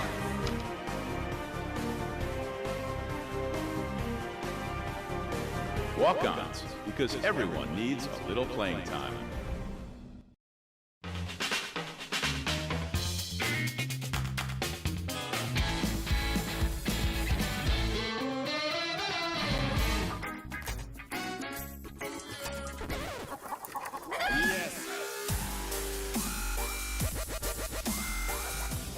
your burger your style with delicious, hand-pressed, never-frozen AAA Angus beef and tons of fresh, tasty toppings.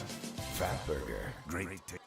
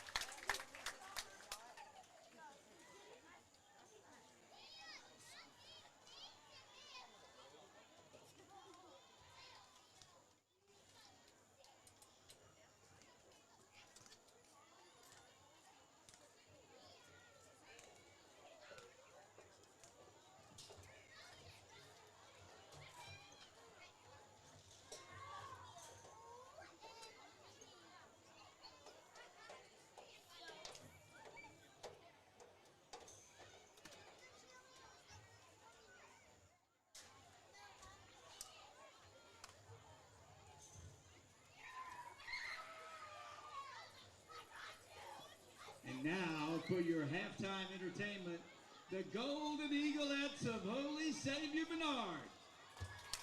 The Eaglettes are led by Lieutenants Haley Michaud, Lucy Tassin, Leah Bolton, and Captain Sarah Carrier. Performing a high-energy pom routine, please welcome the Golden Eaglettes.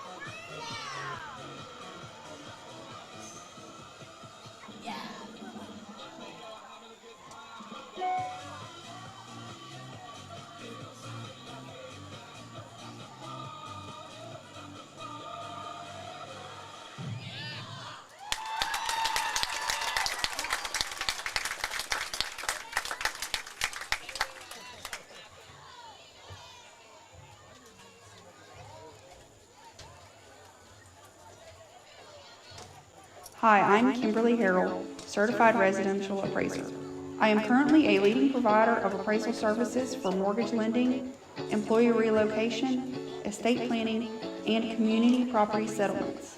My experience in real estate over the past 13 years and currently serving as president of the Greater Central Louisiana Realtors Association has given me a clear understanding of the real estate world and the ever-changing market we live in today.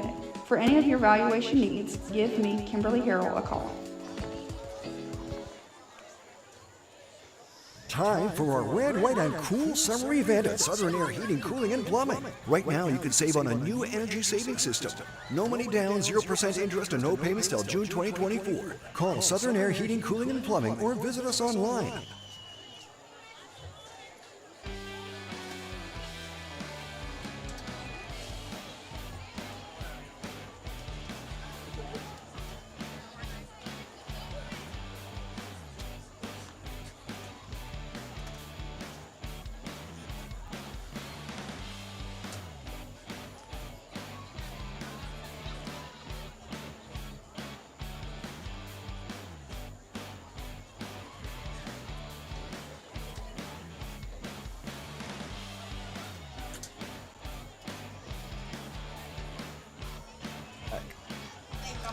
All right, we are back. It is halftime, and I mean, this is your Wilder Group halftime. Doesn't have a picture up there, but if you want to buy a house or sell a house, you can call Tom Boucher. You can probably find his number anywhere. I mean, you can find the Wilder Group halftime number, their company's number online if you want to. Turn that music down real quick. But here's some scores for you in the second there was that, if you were watching, you saw the dance line, and we actually interviewed the dance line this Wednesday, and we got a quick little video. I got to interview Sarah and Mia, which are the co-captain and captain of the dance line, so stay tuned and watch this. All right, we are back at Wildwood's Pizza. I have two dance line members, Mia and Sarah, with me. And I'm Andrew Beeman. So first, Mia, tell us a little bit about yourself. Do you do any extracurricular activities? What grade are you in? I'm a sophomore, and I do like studio dance, like during the week. All right, and Sarah? I'm a senior, and I'm on the tennis team, and I'm on executive student council and a bunch of clubs at school. Wow, okay. And first of all, Sarah, how'd you get into dance line? I mean, was it a long process, or? I started in junior high, so I've been on the team since 7th grade. And it started because I was on the cheer team at Crump Sucker, which is the elementary school I went to. And they kind of recruited me, and I've loved it ever since. So, all right, and Mia? Well, I've always done like dance since I was little. So like when I got in high school, I knew I always wanted to do it. So I joined my freshman year, and I've been there ever since. All right, well, I mean, I know you guys probably practice a lot, so tell us a little overview, like how long do you practice? Do you practice throughout the whole year? So practice the week? Yeah, we practice during the week after school until like 4:30 for football games and stuff, and then we have competition season. We practice all during Thanksgiving break, all during Christmas break for competition in January. All right, and that kind of leads into my next question. I mean, you guys do football games, and do you guys do any other sports or competitions or something like that? We do some basketball games. It just depends because, like I said, I do tennis, so we have a bunch of girls on the team do other sports and curriculars at Menard that they're all involved in, so that's trying to fix everyone's schedules to work around it is kind of hard. But we do have competition in Lafayette. Oh, okay. And when is that? After the school year or during summer? It's in January. It's okay. MLK weekend. Oh, okay. And your guys' schedule is pretty hard. I mean, how do you deal with doing dance line and you do a bunch of other extracurricular things? How do you deal with that and school at the same time? I'll start with you, Mia, first. Sometimes it's hard to balance, but I mean, you get used to it after a while. You just like have to, you just get used to it. I get it. Sarah? It's definitely hard. We try to plan most of our stuff in advance, like I said, so we can work with everybody and get all of our work done because it's definitely a lot, but it's always worth it. All right, and Mia, I mean, you're a sophomore. How has dance line improved your high school experience at Holy Savior Menard? I love it so much. I love like the football games and like the environment, and it's just, I don't know, it's just so fun, and I just love doing it. And I'm glad I have like more years to like do it because it's really fun. All right, and Sarah, I mean, you're a senior, about to graduate. How has it impacted your high school experience? Oh, it's been so much fun. I think my favorite part has been like getting to know the younger ones and the older ones that I like built relationships with that I'll get to talk to for the rest of my life. All right, and I mean, Sarah, you are a senior. I mean, I mentioned that before, but how would you recommend dance line to the younger girls coming into high school? Yes. One of the big things when we came to Menard was they said this is for 7th grade and high school, coming to a new school is scary. And though Menard is like small and a bunch of people know each other, getting like in 7th grade, getting to know the high school freshmen and sophomores and everyone older was definitely beneficial, and it made the transition so much easier. All right, and you graduate this spring. What are you planning on? Are you going to go to college or continue dancing, doing something? I don't think I'm going to continue dancing. I've had fun doing it in high school, but I think my time's come. But yeah, I'm definitely going to college. So I get it. And are you going to continue being on the dance line, Mia? Like in high school? Or yeah, in high school. Yeah, in high school for sure. I don't know about college though. Okay. Well, thank you guys. It was really fun interviewing you and learning about the dance line. Yeah, thank you so much. Thank you.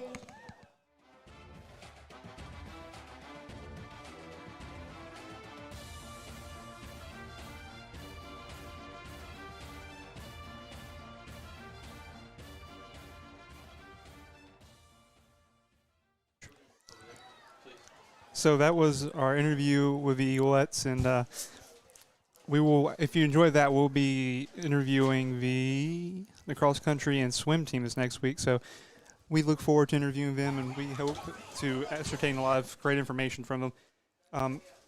I now have some statistics for this game.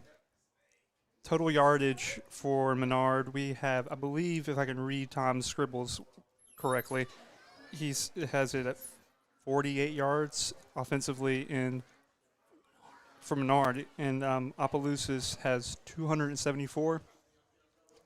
And the score is at halftime, Opelousas is winning 21-0.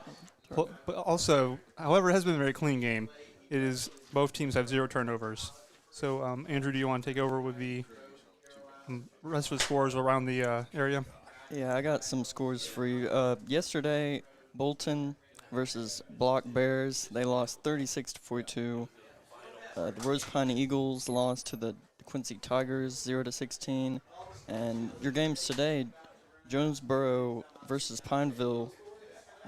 Pineville's leading 20-0. There's Pickering Red Devils trailing 0-43 against the Lake Arthur Tigers, and there's Opelousas Catholic, of course, against us, 21-0. Vidalia Vikings 6 against the Trojans 22. There's the Gina Giants up 20 against the Tioga Indians with 6. There's Buckeye Panthers versus Winfield Tigers 27-0. Sisley Tigers versus St. Frederick's 0-33. Green Oaks Giants 0-35 against the Alexandria Trojans. There's Buckeye Panthers 7 versus Grant's Cougars 34. There's the Avoyelles Mustangs 8 versus the Lafayette Christian Knights 31. Opelousas Tigers leads 16 over Wempus Cats 6. There's Northwood Lena Gators 0-0 in the first quarter. They just got tipped off. So did the Peabody versus Washington St. Mary. They're still in the first quarter with 0-0. And there's the DeRidder Dragons, which is up 21 against Marksville Tigers, and it's only the first quarter. So there's quite a bit of games. There's pretty good games for you guys. And, I mean, we've had an okay game, too. I mean, we've been very defensive this game, but we've let some runs happen in the second quarter, which, I mean, we'll probably get more of that defensive play in the third and fourth quarter. But we'll be back after these messages, probably with the game. So stay tuned. Appliance Parts Company in Alexandria has all your major appliance parts needs. We sell parts to all major appliances as well as new appliances, including window units, chest, and upright freezers. Appliance Parts originally opened its doors on Lee Street in 1972, and we're now open at a new location on Memorial Drive to serve you better. Stop by, say hey to our crew, and check out our awesome holiday gifts. Appliance Parts, 2208 Memorial Drive in Alexandria next to Target. Open Monday through Friday, 8 to 5, and Saturday from 9 till 12. Time for our red, white, and cool summer event at Southern Air Heating, Cooling, and Plumbing. Right now, you can save on a new energy saving system. No money down, 0% interest, and no payments till June 2024. Call Southern Air Heating, Cooling, and Plumbing or visit us online. I'm Jason Hall with Farm Bureau Insurance. Did you know that September is Life Insurance Awareness Month? Our team is here to educate about life insurance and help you make the right coverage choices with the right agent this month and every week. Taking care of your family can be simple and something you can do today. There's no better time than now to learn how life insurance can protect your family's financial security. So talk to Hawk at 318-791-HAWK or online at talktohawk.com and let us help you protect what matters most. Our mobile banking app is changing the way we bank. Things are getting easier, transactions are getting safer, and you have access 24/7. All the functionality of banking you're used to, made easier to use, anywhere, anytime, and more secure than ever. Simple, seamless, safe. Download our mobile app today.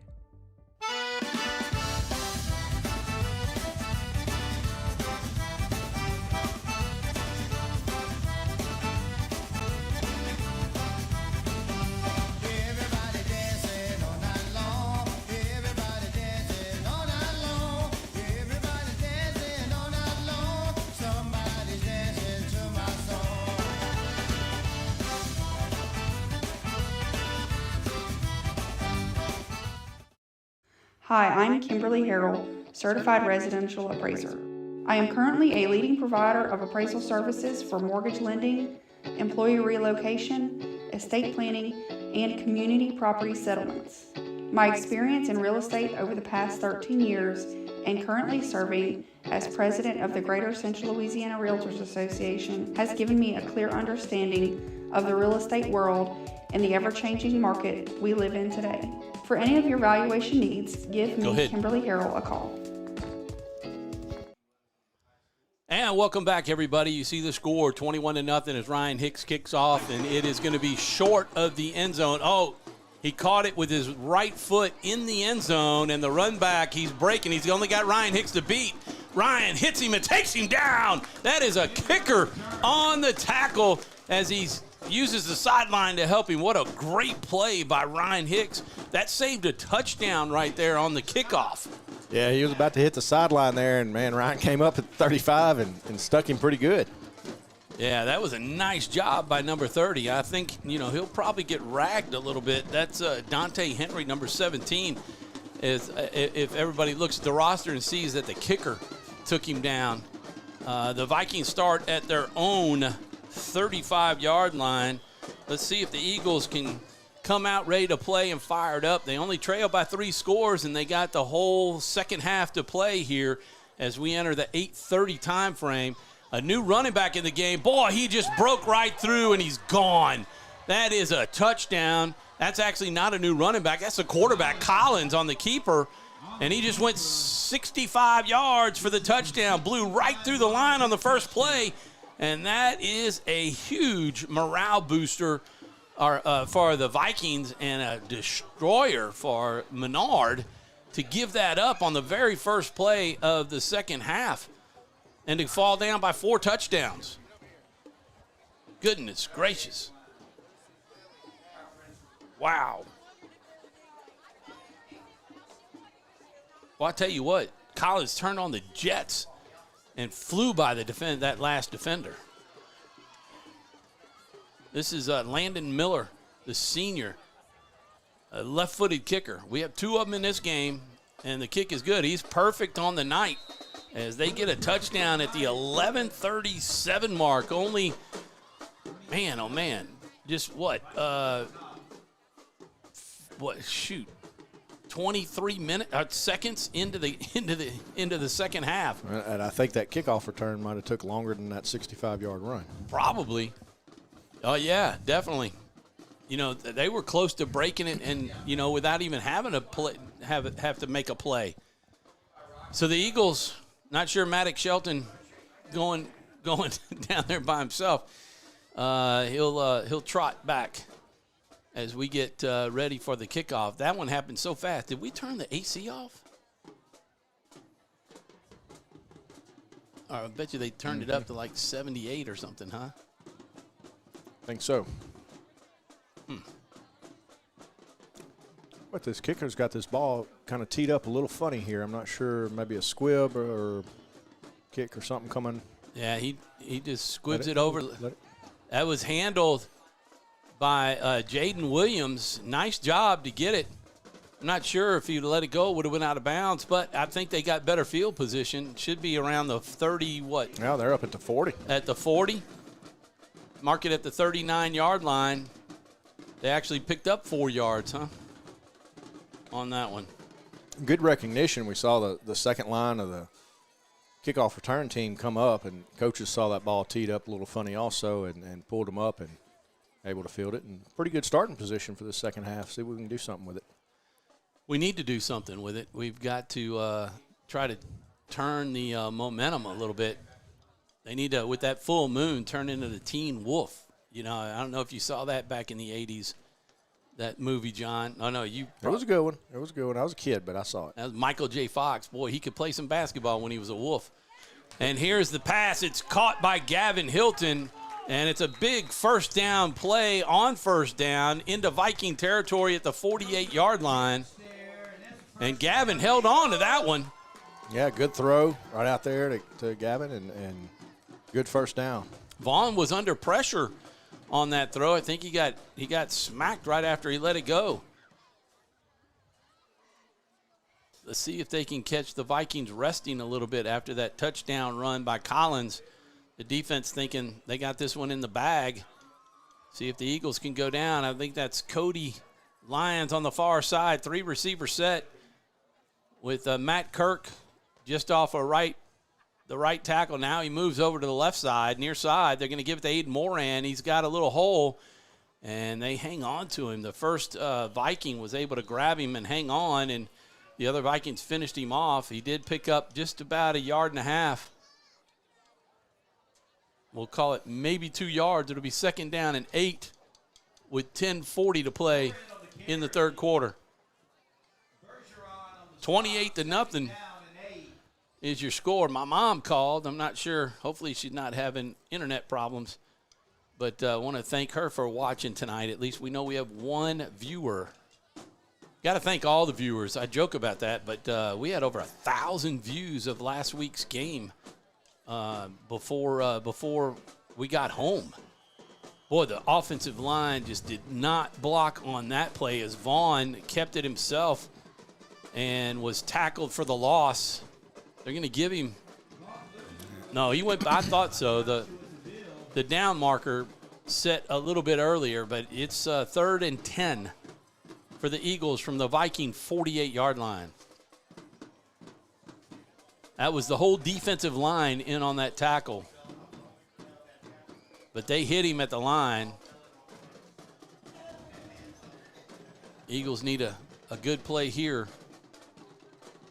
as they run up to the line. They got under 10 seconds to run the play. Rich and Gavin Hilton are over on the far side of the field. 3 seconds. They'll get it off. Look at the pass. Boy, he got blitzed Passes over the middle. Could have been intercepted, but, boy, they blitzed right up the middle. Blue lane was 63. That is Yeah, they brought pressure Gage right up Oser. the middle and hit Jake right before he threw the ball and had some air under that ball. And Ryan Hicks will be called on. They made it to the Viking 48-yard line. That's 13 yards of offense. If you watch the halftime show brought to you by the Wilder Group, Rusty Wilder and myself, your friends in real estate, you saw that the Eagles had 48 yards of offense. There's the snap. Hicks with a nice punt. It's going to bounce. Bounced at about the 16 and hit Cody Lyons at the 16, and that's where it will be marked. So pinning the Vikings back to their own 16-yard line. Let's see if the Eagle defense can bounce back from that one-play touchdown they gave up to start this second half. 9-10 to play in the third quarter, 28-0 Vikings over the Eagles here at the Nest in Alexandria, Louisiana. I'm Tom Boucher alongside John Wolf, who's analyzing the game with me, and he's been here all season long, along with our LSUA interns, Andrew Beeman and Jeffrey Owens on the camera. Andrew's been producing this show all by himself tonight, doing a great job, and they did a great job hosting the halftime. Next week they'll have a halftime interview on the Menard raffle. The Eagles do a better job this time of taking Collins down, who on the RPO decided to keep it. And in on that tackle looks like Ben Good and Dusang and Aldridge for no gain. It'll be second down and 10. Yeah, good job by the right side of that defense, and read that, stretched out, and no gain on that. The Eagles go for the gold raffle. The Fiesta raffle is underway now. They're selling tickets for $25 a piece. Here's Collins looking to pass. It's a little bubble screen. It is caught. We got to make tackles. We're not. They're breaking out of it. That 18 again over there?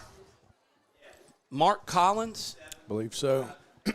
Had Maddox Shelton, I think, came up and slowed him down. Carter Marcantel was a little bit late getting over to the right side of the formation on that. The initial hit, that's something that the Eagles have been able to really do, is hang on and take people down. But in this game, they have been just bouncing off of these receivers, trip receivers to the near side of the field, one to the far side. Some coverage over here. And they're going to fake the handoff. There's the quick pass, good for the first down, and this time he's tackled after the catch by, I think it's number 4, Maddox Shelton. Maddox Shelton, number 4. But it's good enough for the first down. Set up first down from the Viking 29-yard line. I think if I'm not mistaken, they're going to give at least 3, maybe 4 $1,000 awards. And if your name is drawn and your name goes back in the hat, and the final is a $4,000 win. There's number 17. That is Dontre Henry, and he had the touchdown catch. No, Tizano had the touchdown catch. Drake had a shot at him right there, got his right arm out, slowed him up a little bit, but he cut to the inside of Drake and was able to pick up a few yards.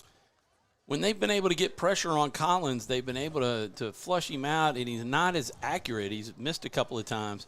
As you see the trip receiver set here on the near side, and the far side one, they hand it off. He sidesteps. Ben Good able to take him down shy of the first down, and it will set up fourth and 1.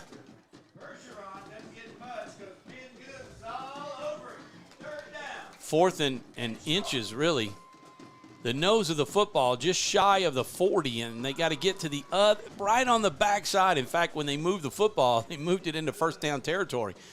Collins going to keep it himself, and he jumps across the line, and he's hit. I think that was Cooper Scott, but he was already across the line. His forward momentum will end up across the line for the first down, and it'll be first down from the Viking 43-yard line. 6:45. Not sure why the clock is stopped. Well, there they go. Temporarily for the first down, reset the chains. So 6:30 and counting, 28-0 Vikings over the Eagles. Defensive line trying to hold up here. In motion is number 17, Dontre Henry. The running back jumps over the line, and that is number 4, and he is breaking even more tackles down inside the Red River red zone 20-yard line of the Eagles. It'll be right at the red zone 20-yard line, and that was Rosen Bergeron. Yeah, Jaden slowed him up a little bit, and Drake came all the way from his left outside linebacker's position, track him down. Man, oh man, oh man, that was a tremendous run by Bergeron. They are just overpowering this Eagle defense, and that's going to be the 6-minute watermark, and we'll take our break and get our own sips. When we come back, we'll have the first down play right after these messages. You're watching live Menard Eagle football on 446 Sports. For a lifetime of the best possible vision, look to Wallace Eye Associates, where our tradition of eye care excellence in Cenla spans nearly 40 years. From your next family eye exam to cataract and glaucoma evaluations, trust your vision to the experienced eye professionals at Wallace Eye Associates. Call Wallace Eye Associates today at 318-448-4488 to schedule your next eye evaluation.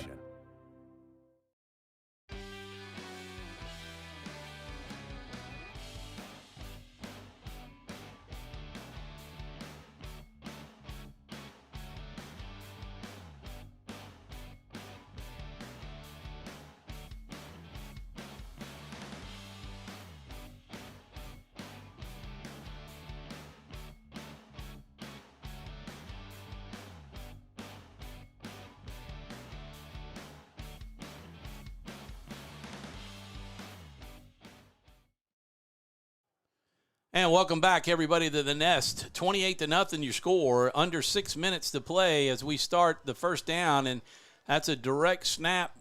Collins keeping it coming near side of the field. He's got the sideline as he just sidestepped Cody Lyons, and we lost containment. And he's down to around the 10-yard line. It might be just shy of the first down as they got to get to the 10.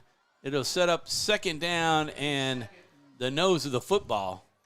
Yeah, we had Drake come off the left edge there and came in and contained, and the guy went inside. Drake went inside and then got hung up a little bit, let him out, and then Cody wasn't able to contain him inside and able to get the outside there. And, man, just got to be able to contain these guys and not let them get in space. It's amazing how fast this game got out of control. The Eagles were only trailing 7-0 deep into the second quarter. Here's Collins faking the pass. Now he throws it wide open to Zano as he made a little stop, and then Cody Lyons bit, and he stepped behind him a couple of steps, and you had Collins do a pump fake and then tossed it for the touchdown.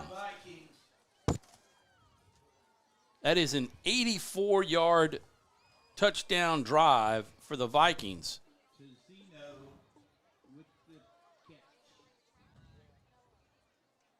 So, to finish my point, as Landon Miller comes on for his 5th extra point to try to make it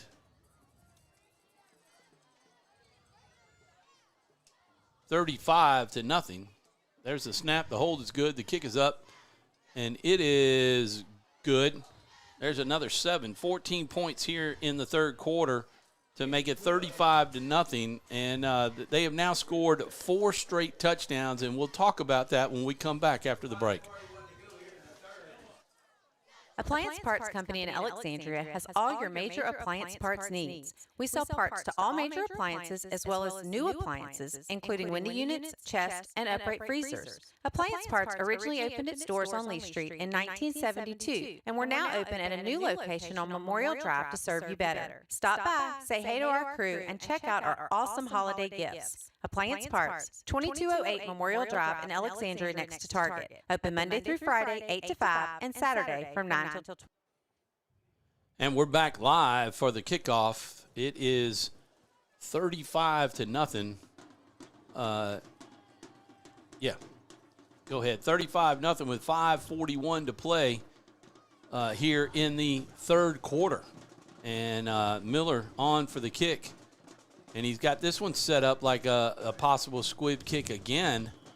This time it squibs it up the middle, bounces over the head, hits an Eagle, and the first turnover of the game as the Eagles can't handle that. I can't see who that was. Was it Cody Lyons that tried to cover it, and it hit off of his shin or leg and bounced forward and just got away, and the Vikings have it at the Menard Eagle 35-yard line as the Eagles have their first turnover of any team.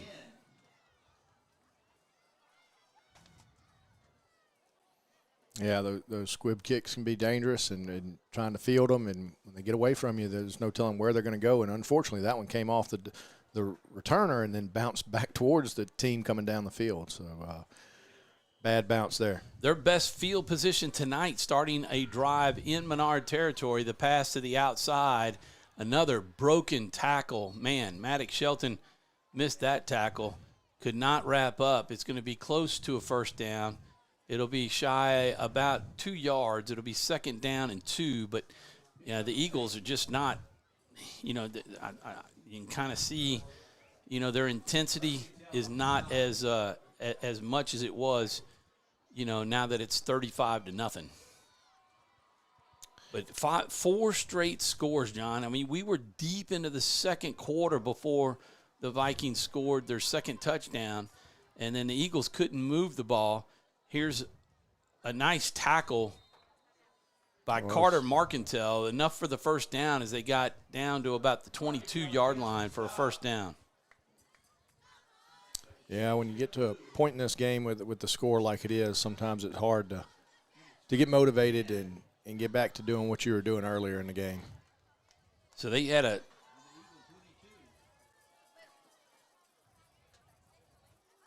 '70-yard drive on their 4th drive. Here's the touchdown to Tizzano.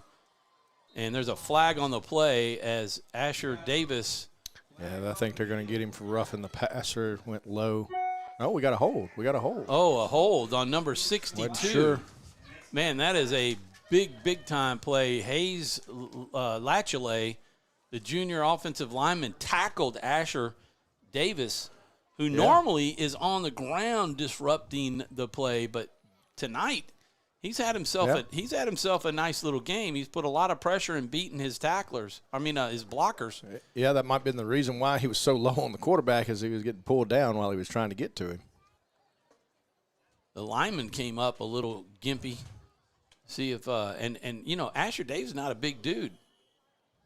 But he has, in the wins that Menard has had, even in some of the losses, he has been an integral part of the game. We talked about it during the coaches show at Wildwood Pizza Wednesday, that he just is very disruptive with the center and maybe even one of the guards, if not both, taking out 3 players. The snap is over the head of Collins. He's going to try to – no, he smartly just dives on it and corrals it at the 46-yard line. Huge loss, not only with the 10-yard penalty on the hold, but now the snap all the way back to the Vikings 46. And that's going to set up, was it 3rd down? I think 2nd. I think that hold happened on 1st down, so they were able to replay 1st down. So it'll be 2nd down, and they've got to go 5, 10, 15, 20, 25, 30, 35, maybe 37 yards or so. Long way. Somewhere in that, if my math is right, Lolly. It is. So Collins with the snap.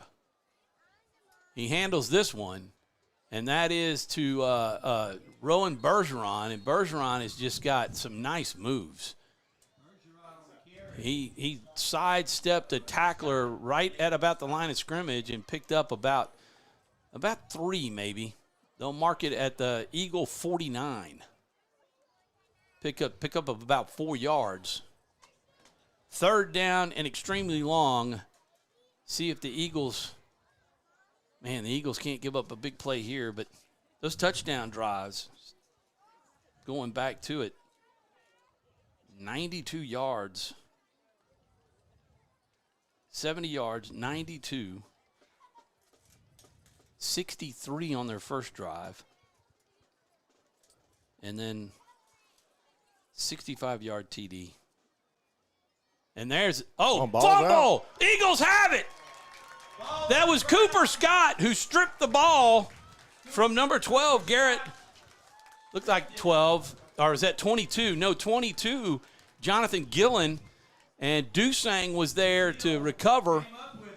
Cooper was in the backfield just about the time that ball was handed off, too, and then knocked it right out, and Braylon was able to jump on it.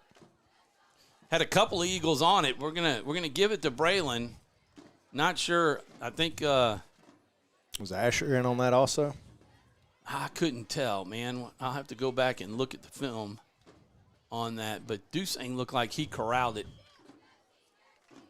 So the Eagles have great field position, their own 49.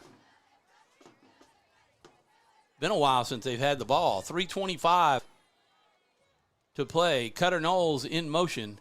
They're going to hand it off to Aiden Moran, and he's going to be hit at the line of scrimmage, spins around and picks up about 3. I will call it 2 out to the Viking 44. Yeah, Cooper Brown, our right guard, pulled out there. He was pulling out to block the defensive end. I don't know if he slipped or what, but he got up a little shaken. I'm sure he was holding his ankle or his knee. Vaughn coming over to get the play from Julio. 25 seconds on the play clock, so they got plenty of time. 2:50 and counting left in the third quarter for these Eagles. We got some scores. Ash leads Green Oaks 48-0. Buckeye trails Grant 39-7. Here's Vaughn rolling out. He's got a man open on the sidelines, just overthrows Cutter Knowles, and we'll have a 3rd down and 8 from the Viking 44. Rebels 35, Jonesboro Hodge nothing. Gina 20, Tioga 6. That's a halftime score. I'm sure it's past halftime, but that's Chuck. He's doing the updates, so that's got to be pretty accurate. He's usually all over that. Got a big 3rd and 8 here. We need to try to convert. We'll update the Sadler's towing ticker. I just sent him the text. Well, we got to help. So we'll bring it to 3rd and 3. So the defense jumps over the line of scrimmage, and the Eagles will get 5. So there's one back. I think each team now has a defense encroachment penalty. 2:34 to play in the third quarter. 35-0 Vikings. The Eagles need to get on the board. And they got 3rd down at about 3 from the Viking 39-yard line. See if they still run the same play here. Vaughn's in the shotgun. In motion, Cutter Knowles. He fakes it. Oh, he rolls out. Bro, nice move by Jake Vaughn. That's a horse collar taken down, but tackled at about the 31-yard line. Jake Vaughn, talk about some moves. We've seen Bergeron sidestep a tackler. He sidestepped 2 on that one in the backfield. Good spin move there. Big yardage for Vaughn.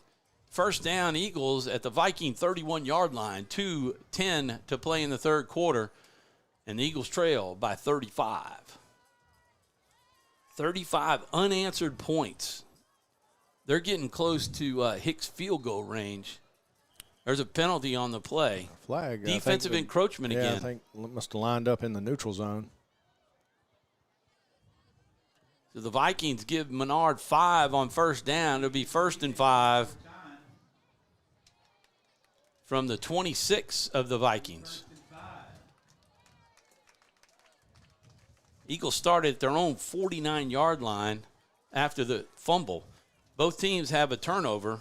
Ours was on the kickoff after their first touchdown, and now Eagles trying to make them pay for their fumble. Jake, nowhere to go, cuts it up the middle, hangs on to the ball as he was wrapped up by number 8, Christian Lee, senior linebacker.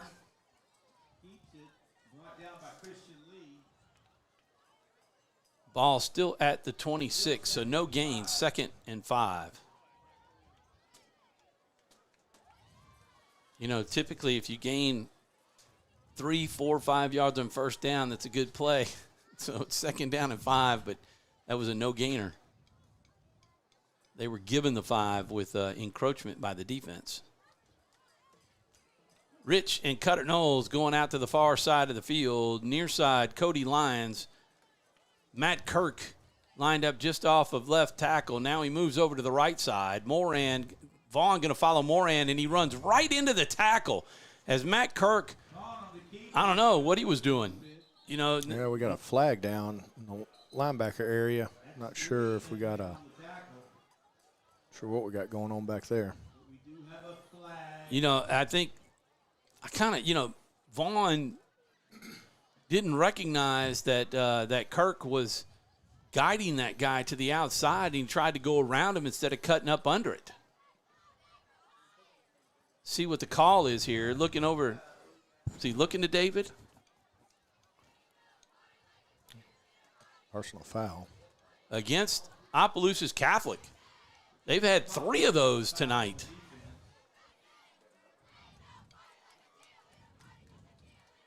Number 22 is going out. I'm wondering if it was on him. Oh, no, he's just going over to talk to Coach. Yeah, I'm not sure. Maybe something in the defensive line area on a linebacker. Could have got the hands to the face or something. That's going to take them into the Viking Red River red zone. Yeah, it'll be a half the distance penalty since they were inside the 30. So I think they were right about the 30, weren't they, Tom? Yeah, they marked it at the 15. Yep. Eagles 1st down and 10 from the 15. Kirk in motion. Vaughn going to give the handoff to Aiden Moran. Boy, he ran right into 2 defenders. That was number 3, Jordan Luna, senior linebacker, and he had some help. But Aiden ran right into their arms. Yeah, there was a hole there, and then defensive line just closed it up pretty quick. That may have been the last play of the third quarter as we are under 10 seconds, about 6 seconds and counting. Won't get this one off. And they're not going to get it off. And we're going to come back with the 2nd down and 10 play to start the fourth quarter right after these messages. The Eagles trail 35-0 here live at the Nest. You're watching Eagle football on 446 Sports.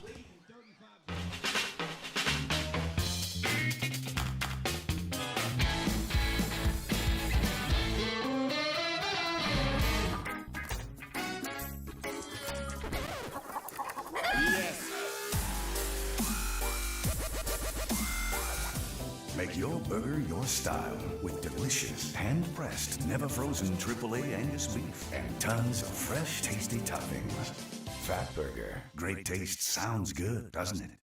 Appliance Parts Company in Alexandria has all your major appliance parts needs. We sell parts to all major appliances as well as new appliances, including window units, chest, and upright freezers. Appliance Parts originally opened its doors on Lee Street in 1972, and we're now open at a new location on Memorial Drive to serve you better. Stop by, say hey to our crew, and check out our awesome holiday gifts. Appliance Parts, 2208 Memorial Drive in Alexandria next to Target. Open Monday through Friday, 8 to 5, and Saturday from 9 till 12.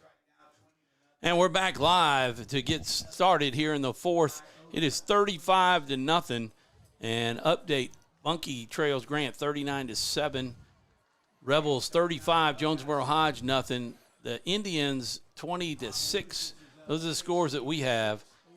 Vidalia trails Faraday 28-6. Bunkie 33, Winfield nothing. Wow. Lafayette Christian 38, Avoyelles 8.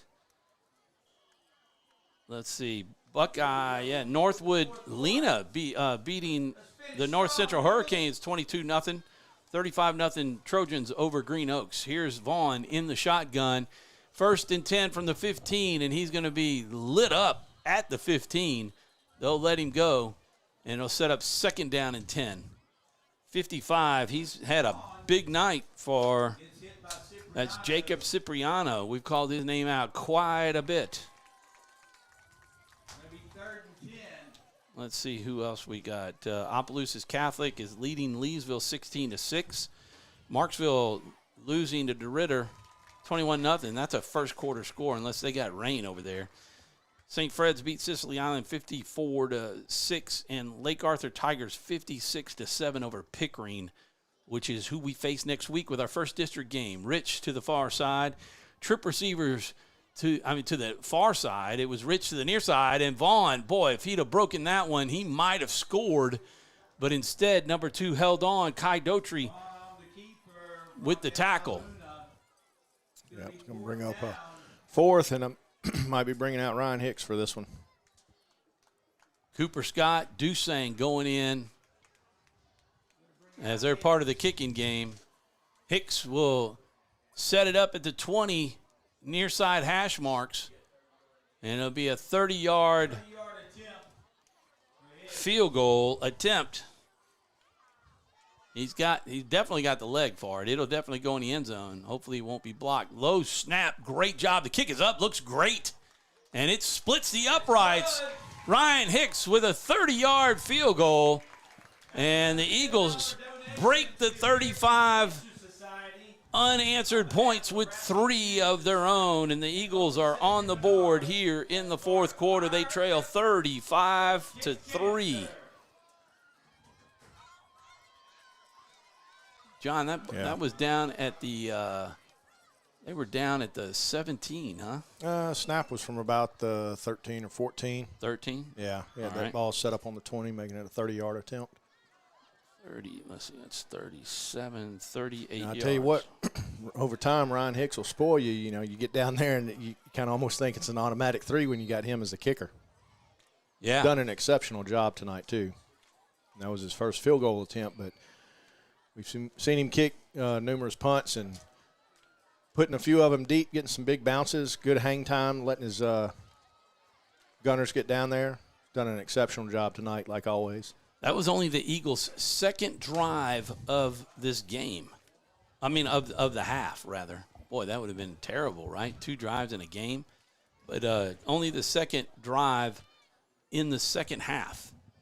Hicks, my leading candidate right now for cool play of the game, and heck, maybe even player of the game, Quibido's player of the game with his punts and now the 30-yard field goal. Here's a high kick going to be hauled in at the 20, and he stutter steps 26, 27, and gang tackled. There's a penalty. That we had a little something going on with something away from the ball, I think, between either 15 or 24 on Opelousas Catholic. Well, and 21 and 7 we're going at it with Jaden Williams. It's going to be another unsportsmanlike penalty. We'll see who it's against. I'm not sure who they're going to assess this to. So far the Eagles have done a really good job, been fairly clean with the penalties. Blocking a back. What? No. Oh, there you go. I was going to say, how do you have a block in the back on the kicking team? They're not even blocking. So he does correct himself. It's a block in the back, and they'll back it up. And they'll back it up to about the 18-yard line, and the Vikings will start at their own 18. See if the Eagles can take advantage. They created a fumble with a Cooper Scott strip and got the football at the Viking 49, and that's moved the ball downfield to get the 30-yard field goal by Ryan Hicks. But the Eagles, the pass interference penalty was not a good call. And it was a huge play in the game because that was a third down play that certainly would have set up a punt by the Vikings.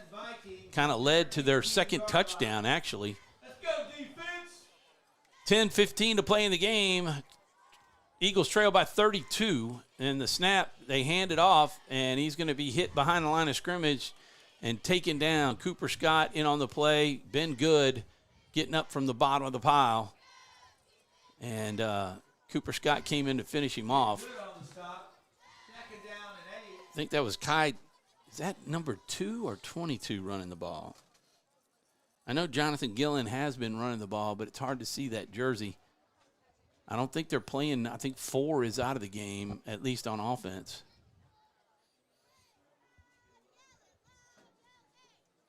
They're playing the clock now. They're just letting the play clock run down. Yeah, I got, about 32 points. You're going to use every bit of the clock and probably run the ball the majority of the time from here on out. Well, not even a score would put it over 41 to have a running clock, but they're close. Cooper Scott breaking through. Boy, he missed the tackle. No. Left him wide open. Oh, what a hop by Collins. Thought he dropped the ball, but he didn't. But, boy, what a run by Collins as he hurdled. That was like – yeah, Cooper Scott came through so quick, the quarterback was able to read it and pulled it from the running back. And, of course, Cooper's got to pick one or the other, right? And picked the running back, and the quarterback kept that and went right up the middle. Up to the 42-yard line is Collins. He's had a heck of a game. Mark Collins, the senior quarterback. Boy, will they miss him. What number? Is that number 2? No, it's number 3. That's Jordan Luna. Okay, he had the first carry of this drive. What a huge run by Collins. Boy, and he hurdled him. It's like that old Hertz commercial, running through the airport, hurdling luggage. There's a pass out to Collins out in the flats. He made the catch, and he's over the 45 to the 47, 46 and a half. And that'll be about a 5-yard catch and run. 2nd down and 5 for the Vikings with 8:20 left in the game. 35-0. The score here. Opelousas scored 7 in the first quarter, 14 in the second. Had led it 21-0 at halftime. Put 14 on the board in the third, led 35-0. The Eagles have the only points in the fourth with a 30-yard field goal on their last possession. Eagles trying to get the ball back. They had stripped the ball from from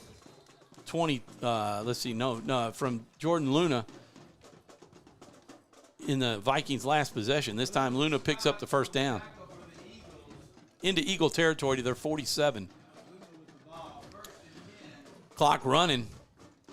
Vikings staying in bounds to keep the clock running. And they're just letting it run down.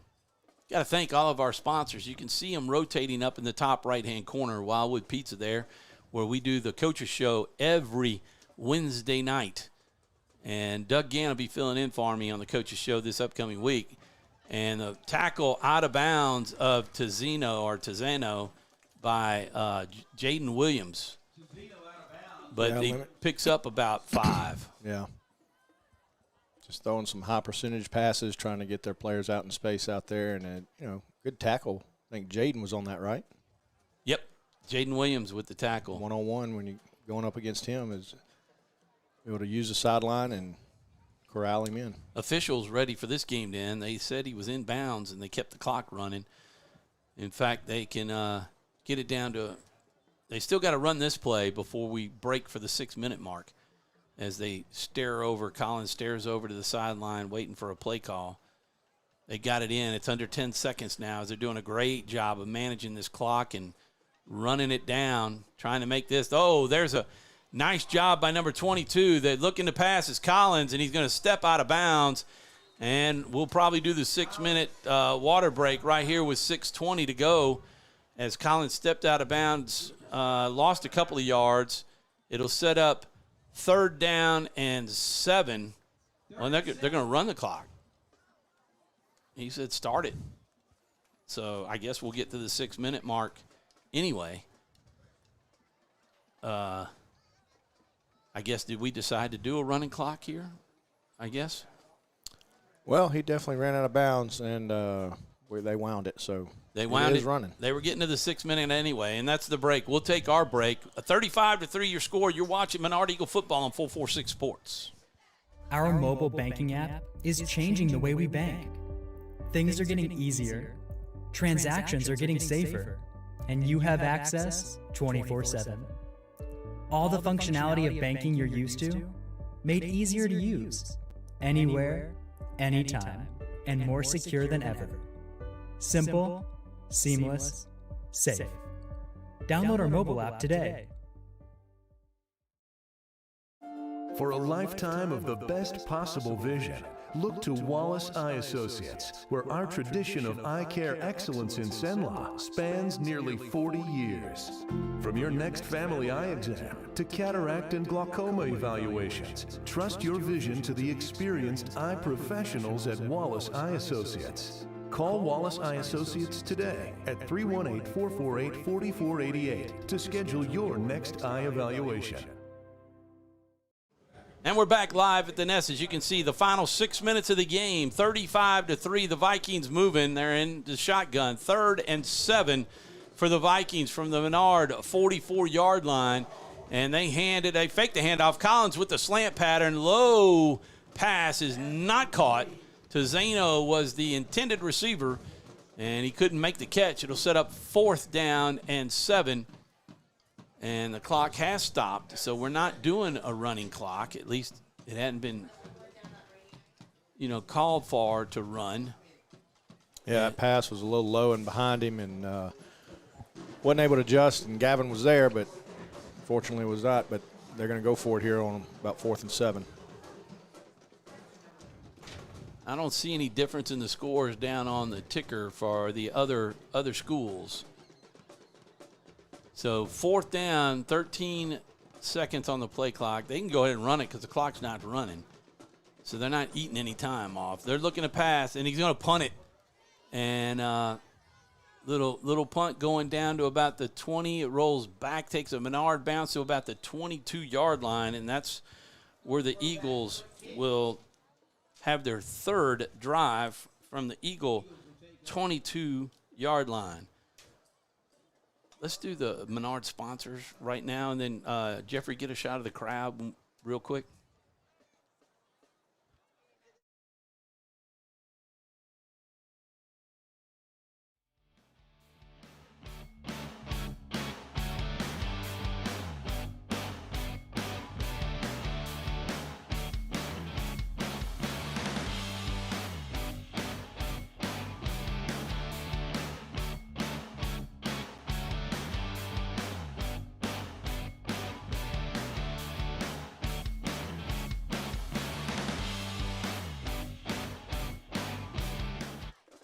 And there's the first down play for the Eagles as the handoff is stopped for no gain.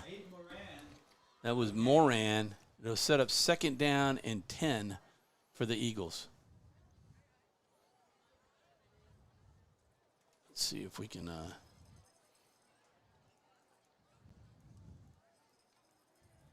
try to give them an update on our game.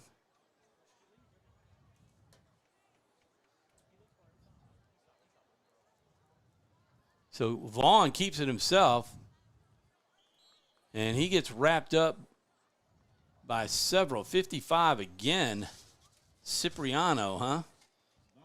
It's bad when I'm starting to get to know their names with their numbers. Means we've called that number a lot tonight. 3rd down and about 9 for the Eagles. You need to go ahead and head down. Yep. Andrew going to go down for the post-game interview with David. We'll switch chairs a little bit. John, you can grab it if you want. Ryan Hicks, yeah. Ryan Hicks with a 30-yard field goal. Our Quibido, hey, did you tell him? So here's a pass caught by Gavin Hilton. It was about a 3-yard pickup, 4-yard pickup, and it'll be 4th down. About 4th and 5 or so. And they'll send Ryan Hicks out. Boy, he's had himself a night tonight. He's had to punt quite a bit. Had some huge punts. In fact, I'm gonna say, I think one of his punts should be the Quibido, cool play of the game. the Southern Air cool play of the game. That one that pinned him at the 8. Hit a couple really good ones. Oh my gosh, that one at the 8-yard line just spiraled and hit a peak and then turned over and came down. It was a beauty. Here's Hicks again. The punt. This one will take a bounce in favor of Menard and go all the way down as Matt Kirk scoops it up. I don't know, you get so antsy to scoop it up instead of letting it roll another yard.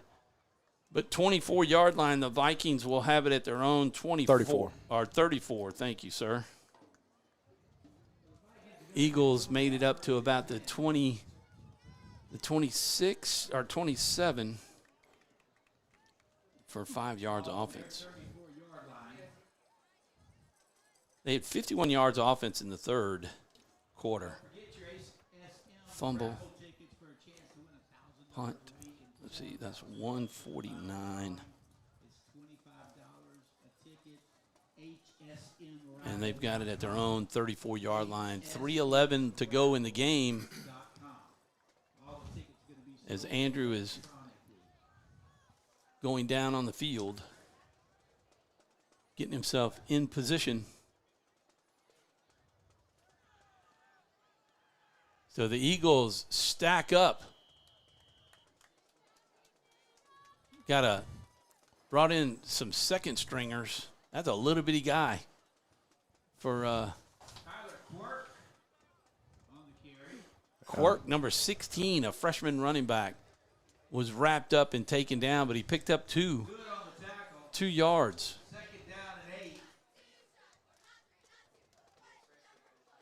Number 61 for the Eagles coming in for Dusang. That is Carson Nalbandian.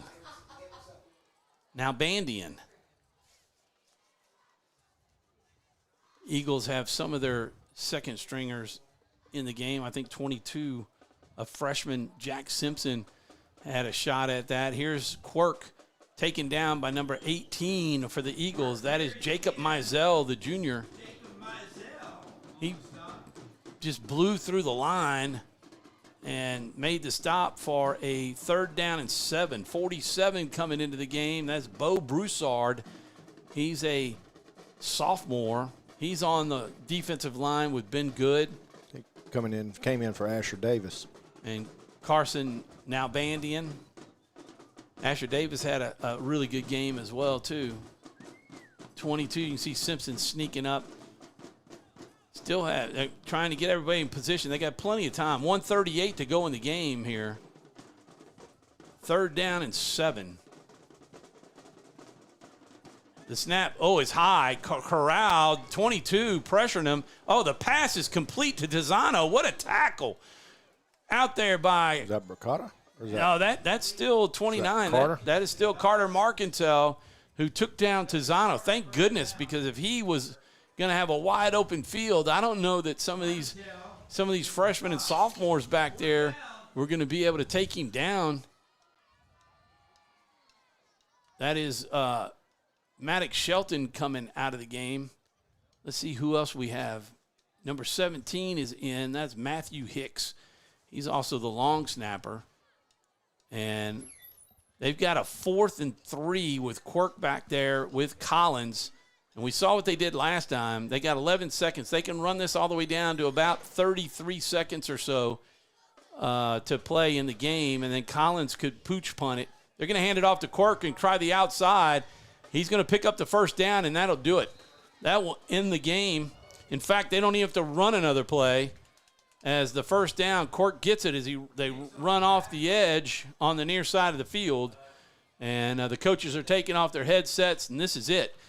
The Eagles will lose their 3rd game of the year, 2nd home game, as the Opelousas Catholic Vikings came in here to win it 35-0. 35-3, excuse me. Can't take those points off the board for Ryan Hicks as he had a 30-yard field goal. We're going to take a quick break, and we'll be back right after these messages. It all started with a sketch on a napkin. An idea created by 2 walk-on bench warmers. And after 10 years of hard work and perseverance to turn their dream into a reality, it's the #1 sports bar in America. Welcome to Walk On.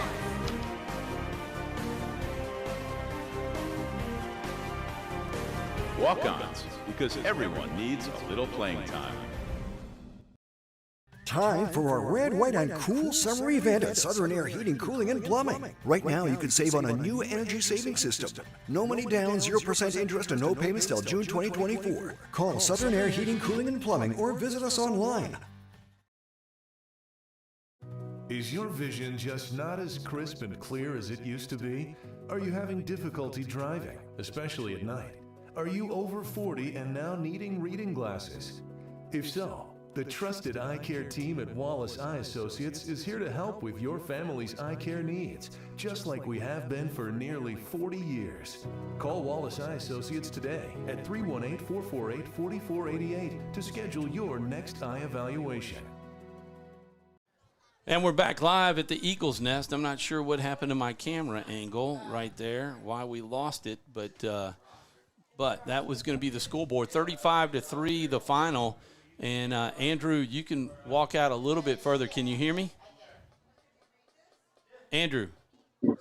I can hear you. Okay, good. All right, we got Andrew's waiting on David. He's going to talk to his team, and they'll pray, and he'll talk to the team, and then he'll find Andrew for the post-game interview. But while we do that, we'll close it out. Stay on him, Jeffrey, and then we can no, not on Andrew. Go ahead and you can do the team. You had it right. I wasn't clear. So, but when you see Coach coming out, then, just kind of follow Coach to Andrew and zoom in a little bit on him. We've got our Southern Air Cool Player of the Game, Andrew. Cool Play of the Game. Cool Play of the Game, thank you, is going to be number 30, Ryan Hicks, the punt. And we'll do that one. And I think you know who to get a picture of for the Quibidos Player of the Game. Don't say who it is, but let me know that you know who to take a picture of. He does. Got it. Okay. All right, so how did we get to 35-3? John. Yep. 63-yard touchdown drive on Opelousas Catholic Vikings' first drive, and they just ran it down the gut. They did. They were athletic. They had a lot of speed. We knew that coming in. But give it to Menard's defense, though. After they got punched in the mouth, they held them to 0 points to, well into the deep into the second quarter, if I'm correct, where, you look at that DPI call that was subject at best. Would like to see it on film because it looked like he was, had him step, got his head around, had the hand up. Just one of those we'll have to see on film, but definitely a turning point, and they were able to score there. Yeah, and then a couple of big plays. I mean, they went on a four straight drives, scored touchdowns after that that defensive pass interference call. But they scored on that 70-yard drive, and then they went with the long TD pass on third or fourth down. I mean, and he got free finished off a 92-yard with a 62-yard pass for the second touchdown. And Andrew's got Coach Perkins on the 30-yard line. Andrew, you have Coach Perkins. You have some questions for him? All right, I'm here with Ryan. Hold up a second. All right, I'm here with Coach Perkins, and Coach, it was a really tough game out there. What's your general thoughts about the game? Well, my thoughts of the game, I don't like it too much, but Opelousas Catholic is a good team. We'll learn a lot from this. I just told the team that all of our goals are still in front of us. We start district next week. It's the slate is wiped clean. To me, we're 0-0 going next week. We're pretty good on the road, and we're on the road next week, so we'll go to Pickering next week and get a W. All right, and I saw you in that huddle over there. You were holding up one finger. What can you tell us a little bit about that if you want to? Where was I holding that up? You were talking to your players, and you're like this. I'm not sure if that meant anything, but probably didn't. But I just told them that we'll learn from this game. Obviously, we didn't play well, but we'll learn from this game. We'll go watch the film, and then the coaches will break it down, and then we'll show the film to them. And but this game's over, so we're focusing on Pickering. Yeah, David, right, hey, just know that, like you said, you're done with this one. Move on, because we're moving into the second phase of a three-phase season with the start of district, and the opportunity now is right in front of you to run through the district schedule and still win the district championship and set yourself up for a great seed in the playoffs. Absolutely, and that's our plan. Like I told the team, the goals are still in front of us. one game does not the season define, and sure, this game didn't define our season, and next week we'll just get after it again. All right, David. Hey, thanks for joining us after the game. We'll see you next week, and have a great week and a great weekend. All right, thank y'all, and go Eagles. All right, thanks, Andrew. Do what you got to do, and we'll see you back up here. And we'll take a quick break, and we'll be back right after these messages. Appliance Parts Company in Alexandria has all your major appliance parts needs. We sell parts to all major appliances as well as new appliances, including window units, chest, and upright freezers. Appliance Parts originally opened its doors on Lee Street in 1972, and we're now open at a new location on Memorial Drive to serve you better. Stop by, say hey to our crew, and check out our awesome holiday gifts. Appliance Parts, 2208 Memorial Drive in Alexandria next to Target. Open Monday through Friday, 8 to 5, and Saturday from 9 till 12.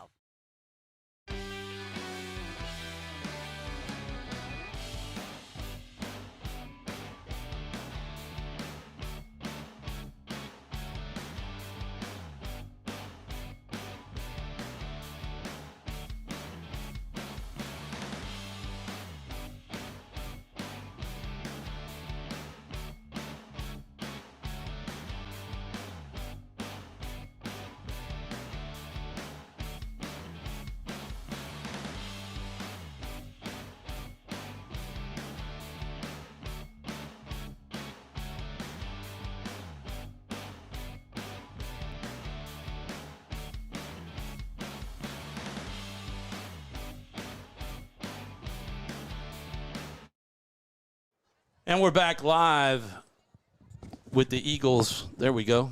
Back live here with the Eagles Nest. The Eagles dropped their game 35-3, but you heard Coach in the post game.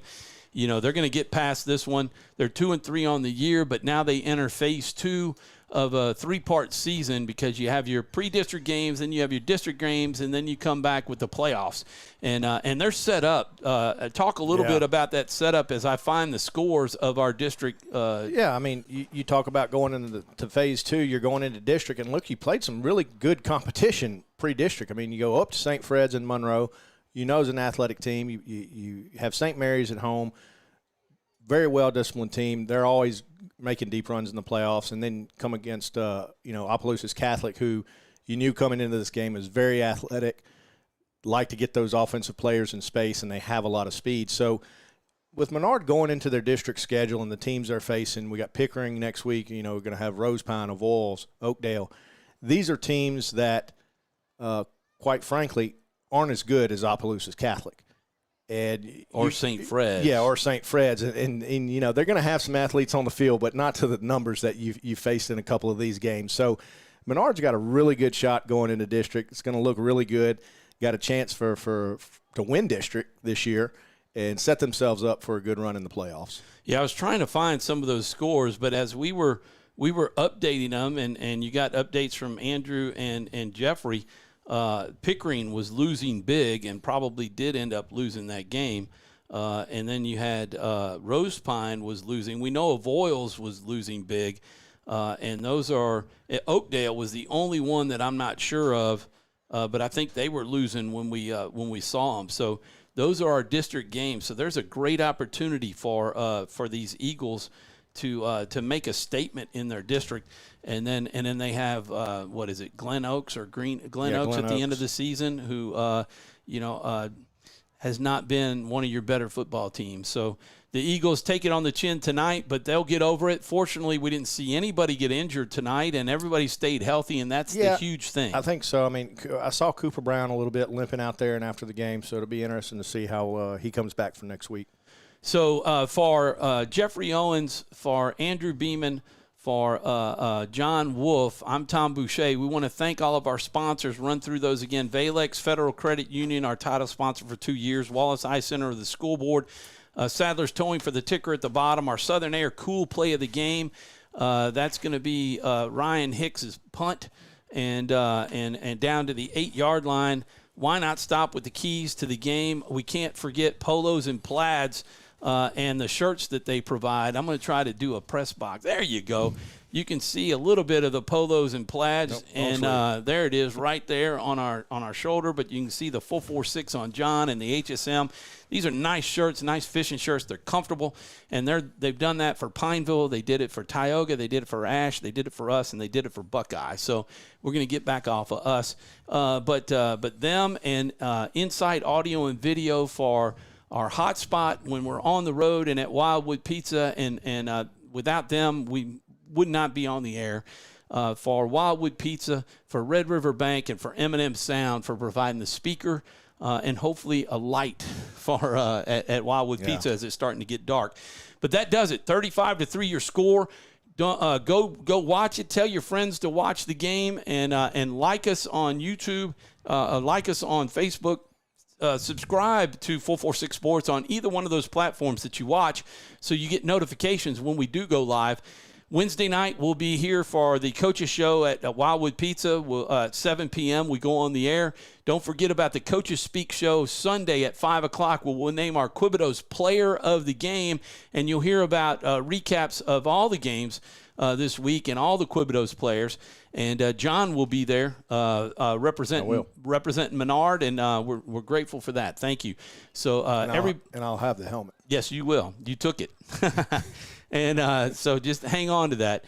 But thanks for tuning in and watching all season long. Tell your friends about us, and give us a like.